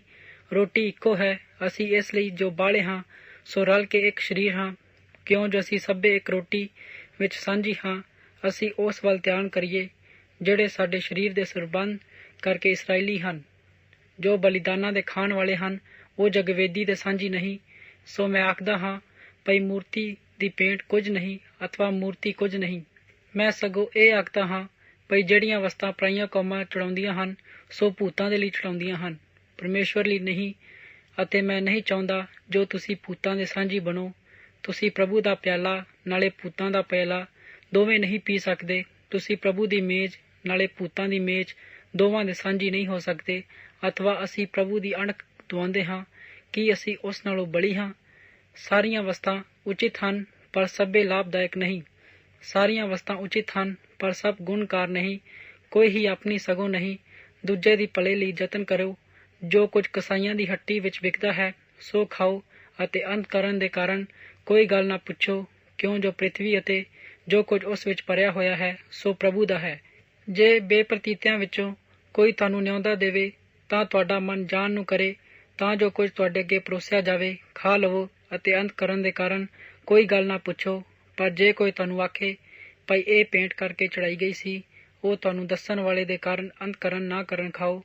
ਅੰਤ ਕਰਨ ਕਰਕੇ ਜੋ ਮੈਂ ਕਹਿੰਦਾ ਹਾਂ ਸੋ ਮੈਂ ਨਹੀਂ ਕਰਦਾ, ਸਗੋਂ ਜੋ ਦੂਜੇ ਦਾ, ਇਸ ਲਈ ਜੋ ਮੇਰੀ ਆਜ਼ਾਦੀ ਦੇ ਦੂਜੇ ਅੰਤ ਕਰਨ ਤੋਂ ਕਿਉਂ ਨਹੀਂ ਜਾਂਚੀ ਜਾਂਦੀ। ਜੇ ਮੈਂ ਧੰਨਵਾਦ ਕਰਕੇ ਭੋਜਨ ਪਾਉਂਦਾ ਹਾਂ ਤਾਂ ਜਿਹਦੇ ਲਈ ਧੰਨਵਾਦ ਕਰਦਾ ਹਾਂ ਉਹਦਾ ਕਾਰਨ ਮੇਰੀ ਨਿੰਦਿਆ ਕਿਉਂ ਹੁੰਦੀ ਹੈ।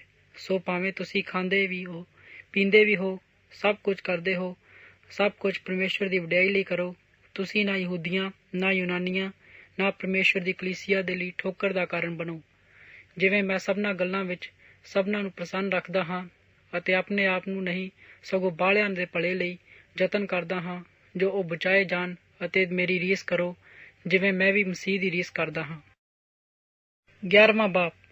ਹੁਣ ਮੈਂ ਤੁਹਾਡੀ ਵਡਿਆਈ ਕਰਦਾ ਹਾਂ ਜੋ ਸਭਨੀ ਗੱਲੀ ਤੁਸੀਂ ਮੈਨੂੰ ਚੇਤੇ ਰੱਖਦੇ ਹੋ ਅਤੇ ਜਿਸ ਪ੍ਰਕਾਰ ਮੈਂ ਤੁਹਾਨੂੰ ਰੀਤਾਂ ਸੌਂਪੀਆਂ ਅਤੇ ਉਸੇ ਪ੍ਰਕਾਰ ਤੁਸੀਂ ਉਹਨਾਂ ਨੂੰ ਫੜੀ ਰੱਖਦੇ ਹੋ।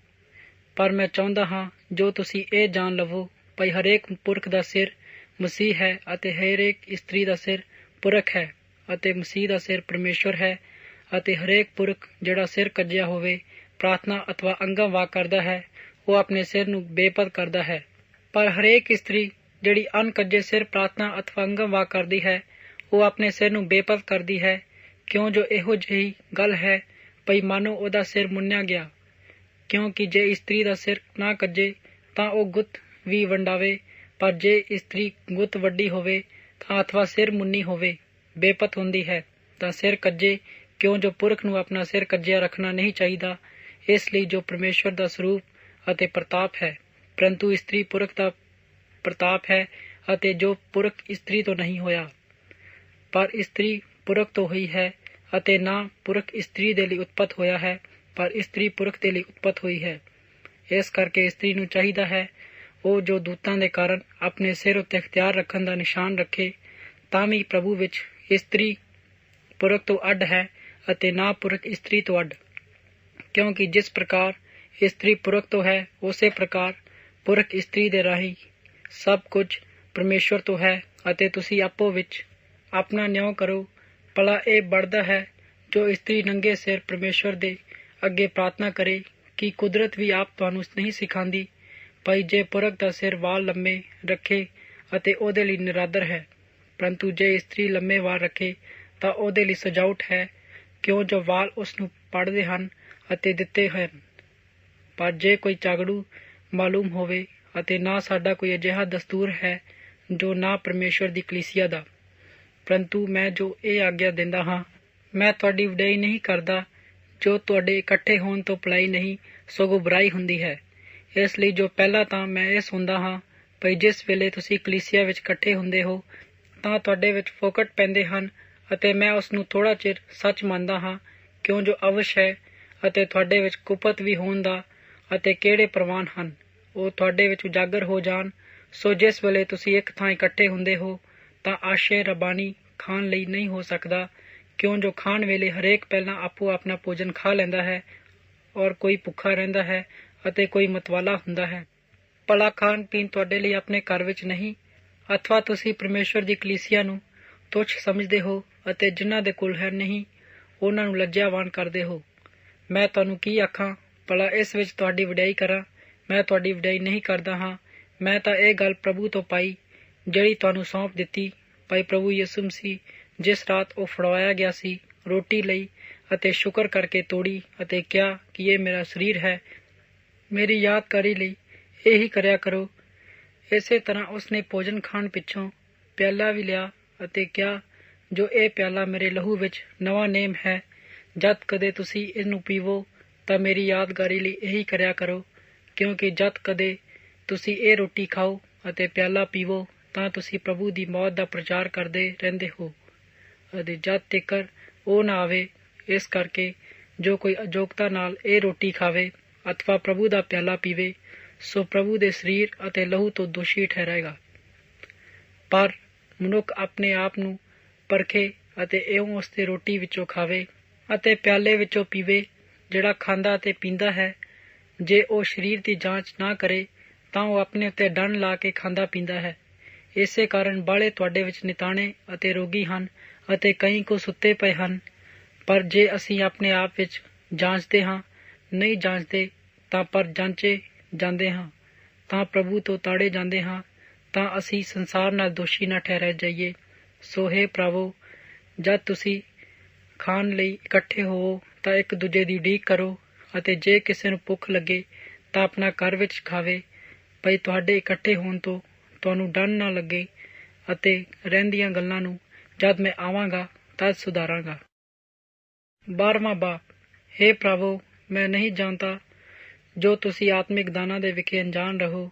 ਤੁਸੀਂ ਜਾਣਦੇ ਹੋ ਭਈ ਜਦ ਤੁਸੀਂ ਪਰਾਈ ਕੌਮਾਂ ਵਾਲੇ ਸੋ ਤਦ ਗੂੰਗੀਆਂ ਮੂਰਤੀਆਂ ਵੱਲ ਜਿਵੇਂ ਤੁਸੀਂ ਤੋਰੇ ਜਾਂਦੇ ਸੋ ਤੁਰਦੇ ਸੋ ਮੈਂ ਇਹ ਤੁਹਾਨੂੰ ਦੱਸਦਾ ਹਾਂ ਕਿ ਪਰਮੇਸ਼ਵਰ ਦੇ ਆਤਮਾ ਦੇ ਰਾਹੀਂ ਬੋਲ ਕੇ ਕੋਈ ਨਹੀਂ ਆਖਦਾ ਯਿਸੂ ਸਰਾਪਤ ਹੈ, ਨਾ ਕੋਈ ਕਹਿ ਸਕਦਾ ਹੈ ਯਿਸੂ ਪ੍ਰਭੂ ਹੈ, ਪਰ ਨਿਰਾ ਪਵਿੱਤਰ ਆਤਮਾ ਦੇ ਰਾਹੀਂ। ਦਾਤਾਂ ਅਨੇਕ ਪ੍ਰਕਾਰ ਦੀਆਂ ਹਨ, ਪਰ ਆਤਮਾ ਇੱਕੋ ਹੈ, ਅਤੇ ਸੇਵਾ ਅਨੇਕ ਪ੍ਰਕਾਰ ਦੀਆਂ ਹਨ, ਪਰ ਪ੍ਰਭੂ ਇੱਕੋ ਹੈ, ਅਤੇ ਕਾਰਜ ਅਨੇਕ ਹਨ, ਪਰੰਤੂ ਪਰਮੇਸ਼ਵਰ ਦਾ ਇੱਕੋ ਜਿਹੜਾ ਸਭਨਾਂ ਵਿੱਚ ਅਸਰ ਰੱਖਦਾ ਹੈ। ਪਰ ਪਵਿੱਤਰ ਆਤਮਾ ਦਾ ਪ੍ਰਕਾਸ਼ ਜੋ ਸਭਨਾਂ ਦੇ ਲਾਭ ਲਈ ਹੈ, ਇੱਕ ਇੱਕ ਨੂੰ ਦਿੱਤਾ ਜਾਂਦਾ ਹੈ। ਇੱਕ ਨੂੰ ਤਾਂ ਆਤਮਾ ਦੇ ਰਾਹੀਂ ਗਿਆਨ ਦੀ ਗੱਲ ਪ੍ਰਾਪਤ ਹੁੰਦੀ ਹੈ, ਅਤੇ ਦੂਜੇ ਨੂੰ ਆਤਮਾ ਦੇ ਅਨੁਸਾਰ ਵਿਦਿਆ ਦੀ ਗੱਲ, ਅਤੇ ਹੋਰ ਕਿਸੇ ਨੂੰ ਉਸ ਦੇ ਆਤਮਾ ਤੇ, ਅਤੇ ਨੇਚਾ ਤੋਂ ਹੋਰ ਕਿਸੇ ਨੂੰ ਉਸੇ ਇੱਕੋ ਆਤਮਾ ਤੋਂ ਨਰੋਇਆ ਕਰਨ ਦੀਆਂ ਦਾਤਾਂ, ਅਤੇ ਕਿਸੇ ਹੋਰ ਨੂੰ ਕਰਾਮਾਤਾਂ ਵਿਖਾਉਣ ਦੀ ਸਮਰੱਥਾ, ਅਤੇ ਹੋਰ ਕਿਸੇ ਨੂੰ ਅੰਗਮ ਵਾਕ, ਅਤੇ ਹੋਰ ਕਿਸੇ ਨੂੰ ਆਤਮਾ ਦੀ ਪਛਾਣ, ਅਤੇ ਹੋਰ ਅਨੇਕ ਪ੍ਰਕਾਰ ਦੀਆਂ ਭਾਸ਼ਾ, ਅਤੇ ਹੋਰ ਅਨੇਕ ਪ੍ਰਕਾਸ਼ਾਂ ਦਾ ਅਰਥ। ਅਤੇ ਇੱਕੋ ਆਤਮਾ ਹੈ, ਇਹ ਸਭ ਕੁਝ ਕਰਦਾ ਹੈ, ਅਤੇ ਉਹ ਜਿਸ ਤਰ੍ਹਾਂ ਚਾਹੁੰਦਾ ਹੈ ਹਰੇਕ ਨੂੰ ਇੱਕ ਇੱਕ ਕਰਕੇ ਵੰਡ ਦਿੰਦਾ ਹੈ। ਜਿਸ ਤਰ੍ਹਾਂ ਸਰੀਰ ਇੱਕ ਹੈ ਅਤੇ ਉਹਦੇ ਅੰਗ ਬਹੁਤੇ ਹਨ, ਅਤੇ ਸਰੀਰ ਦੇ ਅੰਗ ਭਾਵੇਂ ਬਹੁਤੇ ਹਨ ਤਾਂ ਵੀ ਰਲ ਕੇ ਇੱਕੋ ਸਰੀਰ ਹੋਇਆ ਸੀ। ਸੋ ਇਸੇ ਤਰ੍ਹਾਂ ਮਸੀਹ ਵੀ ਹੈ, ਕਿਉਂ ਜੋ ਅਸਾਂ ਸਭਨਾਂ ਨੇ, ਕੀ ਯਹੂਦੀ, ਕੀ ਯੂਨਾਨੀ, ਕੀ ਗੁਲਾਮ, ਕੀ ਆਜ਼ਾਦ, ਇੱਕ ਸਰੀਰ ਬਣਨ ਲਈ ਇੱਕੋ ਆਤਮਾ ਨਾਲ ਬਪਤਿਸਮਾ ਦਿੱਤਾ ਗਿਆ, ਅਤੇ ਅਸਾਂ ਸਭਨਾਂ ਨੂੰ ਇੱਕੋ ਆਤਮਾ ਪਿਲਾਇਆ ਗਿਆ। ਅਤੇ ਸਰੀਰ ਤਾਂ ਇੱਕੋ ਹੈ, ਪਰ ਅੰਗ ਨਹੀਂ, ਸਗੋਂ ਬਹੁਅੰਗੇ ਹੈ। ਪਰ ਜੋ ਪੈਰ ਆਖੇ ਭਈ ਮੈਂ ਹੱਥ ਨਹੀਂ, ਜੋ ਇੱਕ ਸਰੀਰ ਦਾ ਨਹੀਂ, ਅਤੇ ਭਲਾ ਜੇ ਕੰਨ ਆਖੇ ਮੈਂ ਅੱਖ ਜੋ ਨਹੀਂ, ਇਸ ਲਈ ਸਰੀਰ ਦਾ ਨਹੀਂ ਹਾਂ, ਤਾਂ ਭਲਾ ਉਹ ਇਸ ਕਾਰਨ ਸਰੀਰ ਦਾ ਨਹੀਂ ਹੈ। ਜੇ ਸਾਰਾ ਅੱਖ ਹੁੰਦਾ ਤਾਂ ਸੁਣਨਾ ਕਿੱਥੇ ਹੈ, ਅਤੇ ਜੇ ਸਾਰਾ ਸੁਣਨਾ ਹੁੰਦਾ ਤਾਂ ਸੁੰਘਣਾ ਕਿੱਥੇ ਹੁੰਦਾ। ਪਰ ਹੁਣ ਪਰਮੇਸ਼ਵਰ ਨੇ ਜਿਸ ਪ੍ਰਕਾਰ ਉਹਨੂੰ ਪਾਉਂਦਾ ਸੀ, ਅੰਗਾਂ ਨੂੰ ਇੱਕ ਇੱਕ ਕਰਕੇ ਸਰੀਰ ਦੇ ਵਿੱਚ ਰੱਖਿਆ, ਪਰ ਜੋ ਕੋਈ ਸਭੋ ਅੰਗ ਤੁਰੇ ਹਨ, ਅਤੇ ਸਰੀਰ ਕਿੱਥੋਂ ਹੁੰਦਾ ਹੈ। ਪਰ ਹੁਣ ਤਾਂ ਬਾਹਲੇ ਅੰਗ ਹਨ, ਅਤੇ ਸਰੀਰ ਇੱਕੋ ਹੈ। ਅੱਖ ਹੱਥ ਨੂੰ ਨਹੀਂ ਆਖ ਸਕਦੀ ਭਈ ਮੈਨੂੰ ਤੇਰੀ ਕੀ ਲੋੜ ਨਹੀਂ, ਨਾ ਸਿਰ ਪੈਰਾਂ ਨੂੰ ਭਈ ਮੈਨੂੰ ਤੁਹਾਡੀ ਕੋਈ ਲੋੜ ਨਹੀਂ। ਪਰ ਸਰੀਰ ਦੇ ਜਿਹੜੇ ਅੰਗ ਹੋਰਨਾਂ ਨਾਲੋਂ ਨਿਰਬਲ ਦਿਸਦੇ ਹਨ, ਅਤੇ ਉਹ ਅਤ ਲੋੜੀਦੇ ਹਨ, ਅਤੇ ਸਰੀਰ ਦੀਆਂ ਅੰਗਾਂ ਨੂੰ ਅਸੀਂ ਹੋਰਨਾਂ ਨਾਲੋਂ ਨਿਰਾਦਰ ਸਮਝਦੇ ਹਾਂ, ਅਤੇ ਉਹਨਾਂ ਦਾ ਬਹੁਤ ਵੱਧ ਕੇ ਆਦਰ ਕਰਦੇ ਹਾਂ। ਅਤੇ ਸਾਡੇ ਕੁਸੈਨੇ ਅੰਗ ਵੱਧ ਕੇ ਸੋਹਣੇ ਹੋ ਜਾਂਦੇ ਹਨ, ਅਤੇ ਸਾਡੇ ਸੋਹਣੇ ਅੰਗਾਂ ਨੂੰ ਕੋਈ ਲੋੜ ਨਹੀਂ, ਪਰੰਤੂ ਜਿਹੜੇ ਅੰਗ ਨੂੰ ਕੁਝ ਘਾਟਾ ਸੀ, ਉਹਨੂੰ ਪਰਮੇਸ਼ਵਰ ਨੇ ਹੋਰ ਵਧੀਕ ਕਰਕੇ ਆਦਰ ਦੇ ਕੇ ਸਰੀਰ ਨੂੰ ਜੋੜਿਆ, ਭਈ ਸਰੀਰ ਦਾ ਫੋਕਟ ਨਾ ਪਵੇ, ਸਗੋਂ ਅੰਗ ਇੱਕ ਦੂਜੇ ਲਈ ਇੱਕ ਸਮਾਨ ਚਿੰਤਾ ਕਰਨ। ਅਤੇ ਜੇ ਇੱਕ ਅੰਗ ਨੂੰ ਦੁੱਖ ਲੱਗੇ ਅਤੇ ਸਾਰੇ ਅੰਗ ਨੂੰ ਉਸ ਦੇ ਨਾਲ ਦੁਖੀ ਹੁੰਦੇ ਹਨ, ਅਤੇ ਜੇ ਇੱਕ ਅੰਗ ਦਾ ਆਦਰ ਹੋਵੇ ਤਾਂ ਸਾਰੇ ਅੰਗਾਂ ਦਾ ਉਸ ਨਾਲ ਆਨੰਦ ਹੁੰਦੇ ਹਨ। ਹੁਣ ਤੁਸੀਂ ਰਲ ਕੇ ਮਸੀਹ ਦੇ ਸਾਰੇ ਹੋ, ਅਤੇ ਇੱਕੋ ਸਰੀਰ ਦੇ, ਅਤੇ ਇੱਕ ਅੰਗ ਹੋ। ਅਤੇ ਕਲੀਸਿਆ ਵਿੱਚ ਪਰਮੇਸ਼ਵਰ ਨੇ ਕਈਆਂ ਨੂੰ ਥਾਪਿਆ ਹੋਇਆ ਹੈ, ਪਹਿਲਾਂ ਰਸੂਲਾਂ ਨੂੰ, ਦੂਜੇ ਨਬੀਆਂ ਨੂੰ, ਤੀਜੇ ਉਪਦੇਸ਼ਕਾਂ ਨੂੰ, ਫਿਰ ਕਰਾਮਾਤੀਆਂ ਨੂੰ, ਫਿਰ ਨਰੋਇਆਂ ਨੂੰ, ਕਰਨ ਦੀਆਂ ਦਾਤਾਂ ਵਾਲਿਆਂ ਨੂੰ, ਉਪਕਾਰੀਆਂ ਨੂੰ, ਹਾਕਮਾਂ ਨੂੰ, ਅਤੇ ਅਨੇਕ ਪ੍ਰਕਾਰ ਦੀਆਂ ਭਾਸ਼ਾ ਬੋਲਣ ਵਾਲਿਆਂ ਨੂੰ। ਕੀ ਸਾਰੇ ਰਸੂਲ ਹਨ? ਕੀ ਸਾਰੇ ਨਬੀ ਹਨ? ਕੀ ਸਾਰੇ ਉਪਦੇਸ਼ਕ ਹਨ? ਕੀ ਸਾਰੇ ਕਰਾਮਾਤੀ ਹਨ? ਕੀ ਸਭਨਾਂ ਨੂੰ ਨਰੋਇਆ ਕਰਨ ਦੀਆਂ ਦਾਤਾਂ ਮਿਲੀਆਂ ਹਨ? ਕੀ ਸਾਰੇ ਅਨੇਕ ਪ੍ਰਕਾਰ ਦੀਆਂ ਭਾਸ਼ਾ ਬੋਲਦੇ ਹਨ? ਕੀ ਸਾਰੇ ਅਰਥ ਕਰਦੇ ਹਨ? ਪਰ ਤੁਸੀਂ ਚੰਗੀਆਂ ਤੋਂ ਚੰਗੀਆਂ ਦਾਤਾਂ ਨੂੰ ਲੋਚੋ।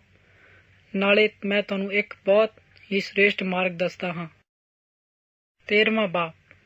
ਭਾਵੇਂ ਮੈਂ ਮਨੁੱਖਾਂ ਅਤੇ ਸਵਰਗੀ ਦੂਤਾਂ ਦੀਆਂ ਬੋਲੀਆਂ ਬੋਲਾਂ, ਪਰ ਜੇ ਮੇਰੇ ਵਿੱਚ ਪ੍ਰੇਮ ਨਾ ਹੋਵੇ ਤਾਂ ਠਣ ਠਣ ਕਰਨ ਵਾਲਾ ਪਿੱਤਲ ਅਥਵਾ ਛਣ ਛਣ ਕਰਨ ਵਾਲੇ ਛੈਣੇ ਵਰਗਾ ਹਾਂ।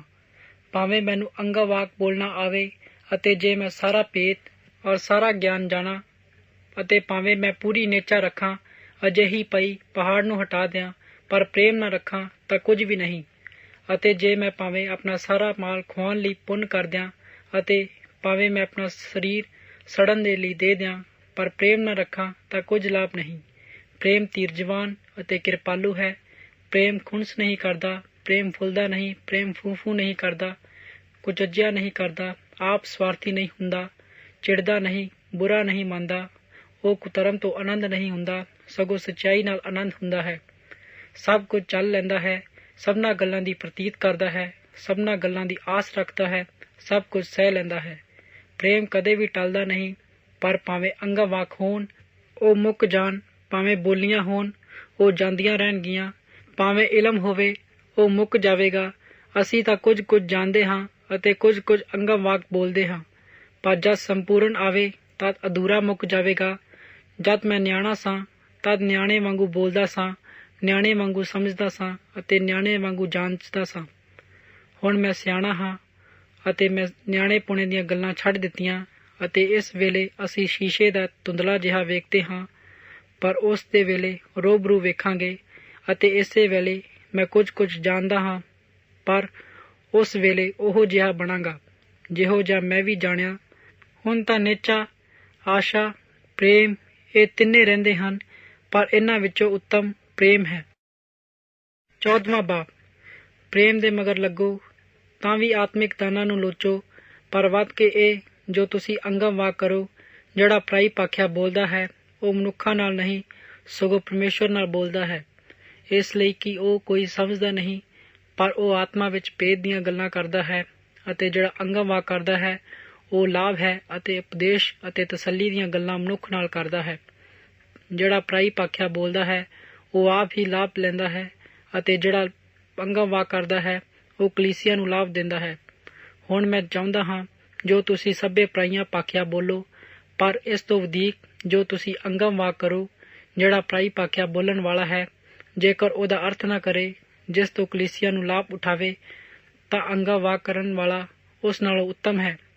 ਪਰ ਹੁਣ ਇਹ ਭਰਾਵੋ, ਜੇ ਮੈਂ ਪਰਾਈਆਂ ਭਾਖਿਆ ਬੋਲਦਾ ਹਾਂ, ਤੁਹਾਡੇ ਵਿੱਚ ਕੋਲ ਆਵਾਂ ਜਾਂ ਪ੍ਰਕਾਸ਼ ਜਾਂ ਗਿਆਨ ਜਾਂ ਅੰਗਮ ਵਾਕ ਜਾਂ ਗਿਆਨ ਦੀ ਸਿੱਖਿਆ ਦੇਵਾਂ, ਤੁਹਾਡੇ ਗੱਲ ਵਿੱਚ ਨਾ ਕਰਾਂ, ਤਾਂ ਮੈਥੋਂ ਤੁਹਾਨੂੰ ਕੀ ਲਾਭ ਹੋਵੇਗਾ।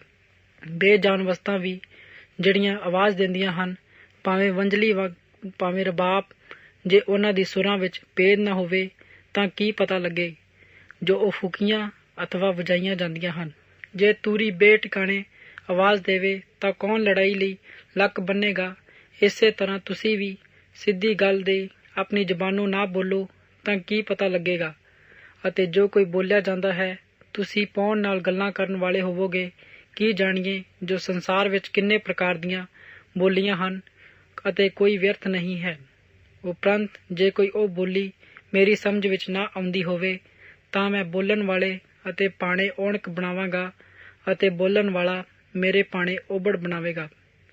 ਇਸੇ ਤਰ੍ਹਾਂ ਤੁਸੀਂ ਵੀ ਜਾ ਕੇ ਆਤਮਕ ਦਾਨਾਂ ਨੂੰ ਲੋਚਦੇ ਹੋ ਤਾਂ ਯਤਨ ਕਰੋ ਤਾਂ ਜੋ ਕਲੀਸਿਆ ਜੋ ਲਾਭ ਤੁਹਾਨੂੰ ਵਾਧਾ ਹੋਵੇ। ਇਸੇ ਕਰਕੇ ਜਿਹੜਾ ਪਰਾਈ ਭਾਖਿਆ ਬੋਲਦਾ ਹੈ ਉਹ ਪ੍ਰਾਰਥਨਾ ਕਰੇ ਭਾਈ ਅਰਥ ਵੀ ਕਰ ਸਕੇ। ਅਤੇ ਜੇ ਮੈਂ ਪਰਾਈ ਭਾਖਿਆ ਵਿੱਚ ਪ੍ਰਾਰਥਨਾ ਕਰਾਂ ਤਾਂ ਮੇਰਾ ਆਤਮਾ ਪ੍ਰਾਰਥਨਾ ਕਰਦਾ ਹੈ, ਪਰ ਮੇਰੀ ਸਮਝ ਨਿਸ਼ਫਲ ਹੈ। ਫਿਰ ਕੀ ਗੱਲ ਹੈ? ਮੈਂ ਤਾਂ ਆਤਮਾ ਨਾਲ ਪ੍ਰਾਰਥਨਾ ਕਰਾਂਗਾ ਅਤੇ ਸਮਝ ਨਾਲ ਵੀ ਪ੍ਰਾਰਥਨਾ ਕਰਾਂਗਾ। ਮੈਂ ਆਤਮਾ ਨਾਲ ਗਾਵਾਂਗਾ ਅਤੇ ਸਮਝ ਨਾਲ ਵੀ ਗਾਵਾਂਗਾ। ਨਹੀਂ ਤਾਂ ਜੇ ਆਤਮਾ ਨਾਲ ਹੀ ਉਸਤਤ ਕਰੇ ਤਾਂ ਜਿਹੜਾ ਅਨਪੜ੍ਹ ਦੇ ਥਾਂ ਬੈਠਾ ਹੋਇਆ ਹੈ, ਉਹ ਜਦੋਂ ਉਹ ਨਹੀਂ ਜਾਣਦਾ ਕਿ ਤੂੰ ਕੀ ਆਖਦਾ ਹੈ ਤਾਂ ਉਹ ਤੇਰੇ ਧੰਨਵਾਦ ਕਰਨ ਉੱਤੇ ਆਮੀਨ ਕਿਵੇਂ ਆਖੇ। ਤੂੰ ਤਾਂ ਧੰਨਵਾਦ ਕਰਦਾ ਹੈ ਅਤੇ ਪਰ ਦੂਜੇ ਨੂੰ ਕੀ ਲਾਭ। ਮੈਂ ਪਰਮੇਸ਼ਵਰ ਦਾ ਧੰਨਵਾਦ ਕਰਦਾ ਹਾਂ। ਜੇ ਮੈਂ ਤੁਸਾਂ ਸਭਨਾਂ ਨਾਲੋਂ ਵਧੇਕ ਪਰਾਈਆਂ ਭਾਖਿਆ ਬੋਲਦਾ ਹਾਂ ਤਾਂ ਵੀ ਕਲੀਸਿਆ ਵਿੱਚ 5 ਗੱਲਾਂ ਆਪਣੀ ਸਮਝ ਨਾਲ ਬੋਲਣੀਆਂ ਹਨ। ਭਾਈ ਹੋਰਨਾਂ ਨੂੰ ਵੀ ਸਿਖਾਲਾਂ। ਇਹ ਮੈਨੂੰ ਇਸ ਨਾਲੋਂ ਬਹੁਤ ਪਸੰਦ ਆਉਂਦਾ ਹੈ ਜੋ 10,000 ਗੱਲਾਂ ਪਰਾਈ ਭਾਖਿਆ ਵਿੱਚ ਬੋਲਾਂ। ਹੇ ਭਰਾਵੋ, ਤੁਸੀਂ ਬੁੱਧ ਵਿੱਚ ਬਾਲਕ ਨਾ ਬਣੋ, ਨਾ ਬੁਰਾਈ ਵਿੱਚ ਨਿਆਣੇ ਬਣੋ। ਪਰ ਬੁੱਧ ਵਿੱਚ ਸਿਆਣੇ ਅਤੇ ਸ਼ਰ੍ਹਾ ਵਿੱਚ ਲਿਖਿਆ ਹੋਇਆ ਹੈ, ਜੋ ਪ੍ਰਭੂ ਆਖਦਾ ਹੈ, ਭਾਈ ਮੈਂ ਪਰਾਈਆਂ ਭਾਖਿਆ ਦੇ ਬੋਲਣ ਵਾਲਿਆਂ ਉੱਤੇ ਅਤੇ ਓਪਰਿਆਂ ਦੇ ਬੁੱਲਿਆਂ ਦੇ ਰਾਹੀਂ ਇਹਨਾਂ ਲੋਕਾਂ ਨਾਲ ਬੋਲਾਂਗਾ ਅਤੇ ਇਉਂ ਵੀ ਉਹ ਮੇਰੀ ਨਾ ਸੁਣਨਗੇ। ਸੋ ਮੈਂ ਭਾਖਿਆ ਅਤੇ ਨਿਹਚਾਵਾਨ ਲਈ ਨਹੀਂ, ਸਗੋਂ ਨਿਹਚਾਵਾਨ ਲਈ ਇੱਕ ਨਿਸ਼ਾਨੀ ਦੇ ਹਨ, ਪਰ ਅੰਗਮ ਵਾਕ ਨਿਹਚਾਹੀਣਾਂ ਦੇ ਲਈ ਨਹੀਂ, ਸਗੋਂ ਨਿਹਚਾਵਾਨਾਂ ਲਈ ਹੈ। ਉਪਰੰਤ ਜੇ ਸਾਰੀ ਕਲੀਸਿਆ ਇੱਕ ਥਾਂ ਇਕੱਠੀ ਹੋਵੇ ਅਤੇ ਸਭ ਅੱਡੋ ਅੱਡ ਭਾਖਿਆ ਬੋਲਣ ਅਤੇ ਨਾ ਵਾਕਫ ਅਥਵਾ ਨਿਹਚਾਹੀਣ ਲੋਕ ਅੰਦਰ ਆਉਣ, ਤਾਂ ਭਲਾ ਉਹ ਨਹੀਂ ਆਖਣਗੇ, ਭਲਾ ਤੁਸੀਂ ਪਾਗਲ ਹੋ। ਪਰ ਜੇ ਸਭੇ ਅੰਗਮ ਵਾਕ ਬੋਲਣ ਅਤੇ ਕੋਈ ਨਿਹਚਾਵੀਨ ਨਾ ਵਾਕਫ ਅੰਦਰ ਆਵੇ, ਤਾਂ ਸਭਨਾਂ ਤੋਂ ਕਾਇਲ ਕੀਤਾ ਜਾਵੇਗਾ, ਸਭਨਾਂ ਤੋਂ ਜਾਂਚਿਆ ਜਾਵੇਗਾ। ਉਹਦੇ ਮਨਾਂ ਦੀਆਂ ਗੁਪਤ ਗੱਲਾਂ ਪ੍ਰਗਟ ਹੋਣਗੀਆਂ ਅਤੇ ਮੁੱਦੇ ਪੈ ਕੇ ਉਹ ਪਰਮੇਸ਼ਰ ਨੂੰ ਮੱਥਾ ਟੇਕਣਗੇ ਅਤੇ ਆਖੇਗਾ, ਭਈ ਸੱਚੀ ਮੁੱਚੀ ਪਰਮੇਸ਼ਰ ਨੇ ਇਹਨਾਂ ਵਿੱਚ ਹੈ। ਸੋ ਹੇ ਪ੍ਰਭੂ, ਗੱਲ ਕੀ ਹੈ? ਜਦ ਤੁਸੀਂ ਇਕੱਠੇ ਹੁੰਦੇ ਹੋ ਤਾਂ ਕਿਸੇ ਦੇ ਭੋਜਨ ਅਤੇ ਕਿਸੇ ਦੇ ਸਿੱਖਿਆ ਅਤੇ ਕਿਸੇ ਦੇ ਕੋਲ ਅੰਗਮ ਵਾਕ ਗਿਆਨ ਅਤੇ ਕਿਸੇ ਦੇ ਕੋਲ ਪਰਾਈ ਭਾਖਿਆ ਅਤੇ ਕਿਸੇ ਦੇ ਕੋਲ ਅਰਥ ਹੈ। ਸਭ ਕੁਝ ਲਾਭਦਾਇਕ ਹੋਣਾ ਚਾਹੀਦਾ ਹੈ। ਜੇ ਕੋਈ ਪਰਾਈ ਭਾਖਿਆ ਬੋਲੇ ਤਾਂ 2-2 ਅਥਵਾ ਵੱਧ ਤੋਂ 3 ਕਰਕੇ ਬੋਲਣ, ਸੋ ਵੀ ਵਾਰੋ ਵਾਰੀ ਅਤੇ ਇੱਕ ਜਣਾ ਅਰਥ ਕਰੇ। ਪਰ ਜੋ ਕੋਈ ਅਰਥ ਕਰਨ ਵਾਲਾ ਨਾ ਹੋਵੇ ਤਾਂ ਉਹ ਕਲੀਸਿਆ ਵਿੱਚ ਚੁੱਪ ਕਰਕੇ ਰਹੇ ਅਤੇ ਆਪਣੇ ਨਾਲ ਪਰਮੇਸ਼ਵਰ ਨਾਲ ਬੋਲੇ ਅਤੇ ਨਬੀਆਂ ਵਿੱਚੋਂ 2 ਅਥਵਾ 3 ਬੋਲਣ ਅਤੇ ਬਾਕੀ ਪਰਖਣ। ਪਰ ਜੇ ਦੂਜੇ ਉੱਤੇ ਕੋਲ ਬੈਠਾ ਹੋਇਆ ਹੈ ਅਤੇ ਇੱਕ ਗੱਲ ਦਾ ਪ੍ਰਕਾਸ਼ ਹੋਵੇ, ਭਈ ਪਹਿਲਾਂ ਤਾਂ ਚੁੱਪ ਹੋ ਰਹੋ, ਕਿਉਂ ਜੋ ਤੁਸੀਂ ਸਾਰੇ ਇੱਕ ਇੱਕ ਕਰਕੇ ਅੰਗਮ ਵਾਕ ਕਰ ਸਕਦੇ ਹੋ, ਭਈ ਸਾਰੇ ਸਿੱਖਣ ਅਤੇ ਉਹਨੂੰ ਦਿਲਾਸਾ ਦੇਣ। ਅਤੇ ਨਬੀਆਂ ਦੇ ਆਤਮਾ ਅਤੇ ਨਬੀਆਂ ਦੇ ਵਸ ਵਿੱਚ ਹਨ, ਕਿਉਂ ਜੋ ਪਰਮੇਸ਼ਵਰ ਦਾ ਕਮਸਾਨ ਦਾ ਨਹੀਂ, ਸਗੋਂ ਸ਼ਾਂਤੀ ਦਾ ਹੈ। ਜਿਵੇਂ ਸੰਤਾਂ ਦੀਆਂ ਸਾਰੀਆਂ ਕਲੀਸਿਆਂ ਵਿੱਚ ਮੰਡਲੀਆਂ ਵਿੱਚ ਤੀਵੀਆਂ ਚੁੱਪ ਹੋ ਕੇ ਰਹਿਣ ਅਤੇ ਜੋ ਉਹਨਾਂ ਨੂੰ ਬੋਲਣ ਦੀ ਆਗਿਆ ਨਹੀਂ, ਸੋ ਸਗੋਂ ਉਹ ਅਧੀਨ ਹੋਵੋ, ਜਿਵੇਂ ਸ਼ਰ੍ਹਾ ਵੀ ਕਹਿੰਦੀ ਹੈ। ਅਤੇ ਜੇ ਕੁਝ ਸਿੱਖਣਾ ਚਾਹੁੰਦੀਆਂ ਹਨ ਤਾਂ ਘਰਾਂ ਵਿੱਚ ਆਪਣੀਆਂ ਪਤਨੀਆਂ ਦੇ ਕੋਲੋਂ ਪੁੱਛਣ, ਜੋ ਤੀਵੀ ਇਸ ਮੰਡੀ ਵਿੱਚ ਬੋਲਣਾ ਲਾਜ਼ ਦੀ ਗੱਲ ਹੈ। ਭਲਾ ਪਰਮੇਸ਼ਵਰ ਦਾ ਵਚਨ ਤੁਸਾਂ ਤੋਂ ਹੀ ਨਿਕਲਿਆ ਹੈ ਅਥਵਾ ਨਿਰਾ ਤੁਹਾਡੇ ਤੀਕਰ ਹੀ ਪਹੁੰਚਿਆ ਹੈ। ਜੇ ਕੋਈ ਆਪਣੇ ਆਪ ਨੂੰ ਨਬੀ ਜਾਂ ਆਤਮਿਕ ਸਮਝੇ ਤਾਂ ਜਿਹੜੀਆਂ ਗੱਲਾਂ ਮੈਂ ਤੁਹਾਨੂੰ ਲਿਖਦਾ ਹਾਂ ਉਹ ਉਹਨਾਂ ਨੂੰ ਜਾਣ ਲਵੇ, ਭਾਈ ਉਹ ਪ੍ਰਭੂ ਦੇ ਹੁਕਮ ਹਨ। ਪਰ ਜੇ ਕੋਈ ਜਣਾ ਨਾ ਜਾਣੇ ਅਤੇ ਨਾ ਜਾਣੇ ਗੱਲ ਕਾਦੀ, ਮੇਰੇ ਭਰਾਵੋ, ਅੰਗਮ ਵਾਕ ਕਰਨ ਨੂੰ ਲੋਚੋ ਅਤੇ ਪਰਾਈ ਭਾਖਿਆ ਬੋਲਣ ਨੂੰ ਨਾ ਵਰਜੋ, ਪਰ ਸਾਰੀਆਂ ਗੱਲਾਂ ਡੱਬ ਸਿਰ ਅਤੇ ਜੁਗਤੀ ਨਾਲ ਹੋਣ। 15ਵਾਂ ਬਾਬ। ਹੁਣ ਹੇ ਭਰਾਵੋ, ਮੈਂ ਤੁਹਾਨੂੰ ਇਹ ਖੁਸ਼ਖਬਰੀ ਚਿਤਾਰਦਾ ਹਾਂ ਜਿਹੜੀ ਮੈਂ ਤੁਹਾਨੂੰ ਸੁਣਾਈ ਸੀ, ਜਿਹਨੂੰ ਤੁਸਾਂ ਕਬੂਲ ਵੀ ਕੀਤਾ ਹੈ ਅਰੇ ਔਰ ਜਿਹਦੇ ਉੱਤੇ ਤੁਸੀਂ ਖਲੋਤੇ ਵੀ ਹੋ, ਔਰ ਜਿਹਦੇ ਰਾਹੀਂ ਤੁਸੀਂ ਬਚ ਜਾਂਦੇ ਹੋ। ਅਤੇ ਤੁਸੀਂ ਉਸ ਅੰਜੀਲ ਦੇ ਵਚਨ ਨੂੰ ਜਿਹੜਾ ਮੈਂ ਤੁਹਾਨੂੰ ਸੁਣਾਇਆ ਸੀ ਫੜੀ ਰੱਖੋ, ਨਹੀਂ ਤਾਂ ਤੁਹਾਡਾ ਭਤੀਜਣਾ ਐਵੇਂ ਹੀ ਗਿਆ। ਕਿਉਂ ਜੋ ਮੈਂ ਸੁੱਖ ਗੱਲਾਂ ਵਿੱਚੋਂ ਉਹ ਗੱਲ ਤੁਹਾਨੂੰ ਸੌਂਪ ਦਿੱਤੀ ਹੈ ਜਿਹੜੀ ਮੈਨੂੰ ਪ੍ਰਾਪਤ ਵੀ ਹੋਈ, ਜੋ ਮਸੀਹ ਪੁਸਤਕਾਂ ਦੇ ਅਨੁਸਾਰ ਸਾਡੇ ਪਾਪਾਂ ਦੇ ਕਾਰਨ ਮੋਇਆ ਅਤੇ ਇਹ ਦੱਬਿਆ ਗਿਆ ਕਿ ਇਹ ਪੁਸਤਕਾਂ ਦੇ ਅਨੁਸਾਰ ਤੀਜੇ ਦਿਹਾੜੇ ਜੀ ਉੱਠਿਆ। ਅਤੇ ਇਹ ਸ਼ਬਦ ਜੋ ਕੈਫਾਸ ਅਤੇ ਉਹਨਾਂ ਦੇ 12 ਚੇਲਿਆਂ ਨੂੰ ਦਰਸ਼ਨ ਦਿੱਤਾ ਅਤੇ ਇਹਦੇ ਮਗਰੋਂ ਕੁਝ ਉੱਪਰ 500 ਭਾਈਆਂ ਨੂੰ ਇੱਕੋ ਵਾਰੀ ਦਰਸ਼ਨ ਦਿੱਤਾ, ਅਤੇ ਉਹਨਾਂ ਵਿੱਚੋਂ ਬਹੁਤੇ ਅਜੇ ਜਿਉਂਦੇ ਹਨ ਅਤੇ ਕਈ ਸੌਂ ਗਏ ਹਨ।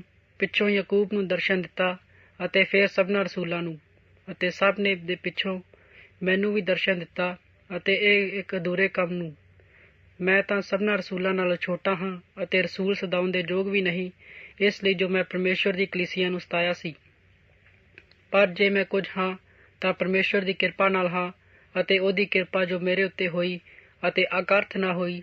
ਪਰ ਮੈਂ ਉਹਨਾਂ ਸਭਨਾਂ ਨਾਲੋਂ ਵਧੀਕ ਮਿਹਨਤ ਕੀਤੀ, ਪਰੰਤੂ ਮੈਂ ਤਾਂ ਨਹੀਂ, ਸਗੋਂ ਪਰਮੇਸ਼ਵਰ ਦੀ ਕਿਰਪਾ ਜੋ ਮੇਰੇ ਨਾਲ ਸੀ। ਉਪਰੰਤ ਭਾਵੇਂ ਅਸੀਂ ਇਉਂ ਪ੍ਰਚਾਰ ਕਰਦੇ ਹਾਂ ਅਤੇ ਇਉਂ ਤੁਸੀਂ ਨਿਹਚਾ ਕੀਤੀ। ਹੁਣ ਜੇ ਮਸੀਹ ਦਾ ਪ੍ਰਚਾਰ ਕਰੀਦਾ ਹੈ ਤਾਂ ਉਹ ਮੁਰਦਿਆਂ ਵਿੱਚੋਂ ਜੀ ਉੱਠਿਆ ਹੈ, ਤਾਂ ਕਈ ਤੁਹਾਡੇ ਵਿੱਚੋਂ ਆਖਦੇ ਹਨ, ਭਈ ਮੁਰਦਿਆਂ ਵਿੱਚੋਂ ਜੀ ਉੱਠਣਾ ਹੈ ਹੀ ਨਹੀਂ। ਪਰ ਜੇ ਮੁਰਦਿਆਂ ਦਾ ਜੀ ਉੱਠਣਾ ਨਹੀਂ ਹੈ ਤਾਂ ਮਸੀਹ ਵੀ ਨਹੀਂ ਜੀ ਉੱਠਿਆ।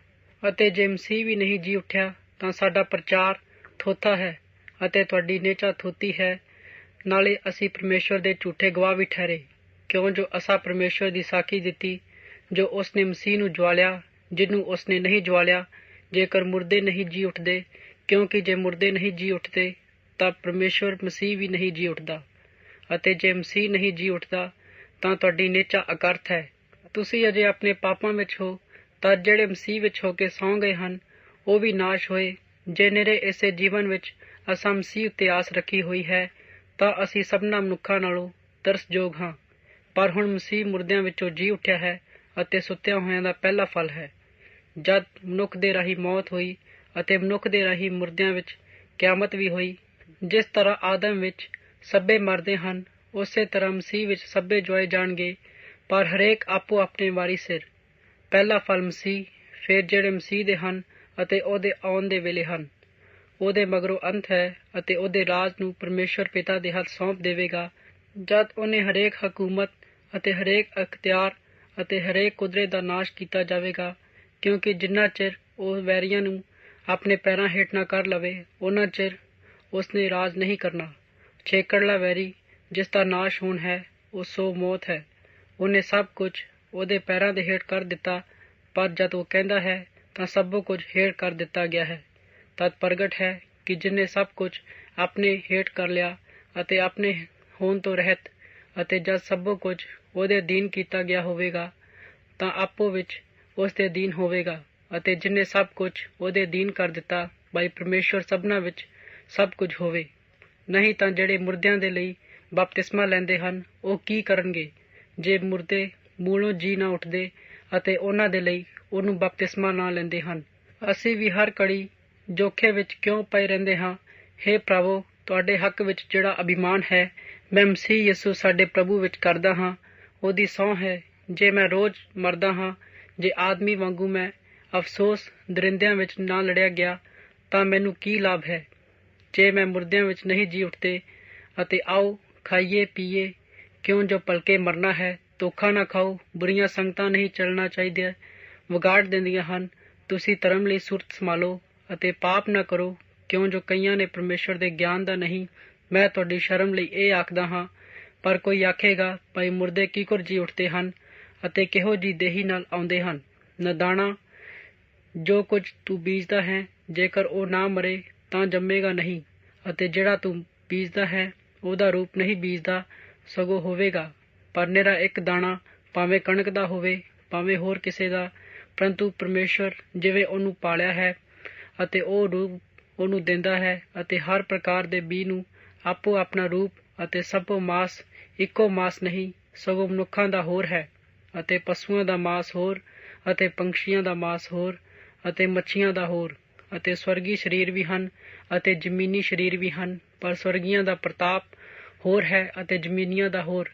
ਅਤੇ ਸੂਰਜ ਦਾ ਪ੍ਰਤਾਪ ਹੋਰ ਹੈ ਅਤੇ ਚੰਦਰਮਾ ਦਾ ਪ੍ਰਤਾਪ ਹੋਰ, ਅਤੇ ਤਾਰਿਆਂ ਦਾ ਪ੍ਰਤਾਪ ਹੋਰ ਹੈ, ਕਿਉਂ ਜੋ ਉਹ ਪ੍ਰਤਾਪ ਕਰਕੇ ਇੱਕ ਤਾਰਾ ਦੂਜੇ ਤਾਰੇ ਤੋਂ ਭਿੰਨ ਹੈ। ਅਤੇ ਇਸ ਤਰ੍ਹਾਂ ਮੁਰਦਿਆਂ ਦੀ ਕਿਆਮਤ ਵੀ ਹੈ। ਉਹ ਨਾਸ਼ਵਾਨ ਬੀਜਿਆ ਜਾਂਦਾ ਹੈ ਪਰ ਅਨਾਸੀ ਜੀ ਉੱਠਦਾ ਹੈ। ਜੇ ਬੇਪਤ ਬੀਜਿਆ ਜਾਂਦਾ ਹੈ ਪਰੰਤੂ ਪ੍ਰਤਾਪਮਾਨ ਜੀ ਉੱਠਦਾ ਹੈ।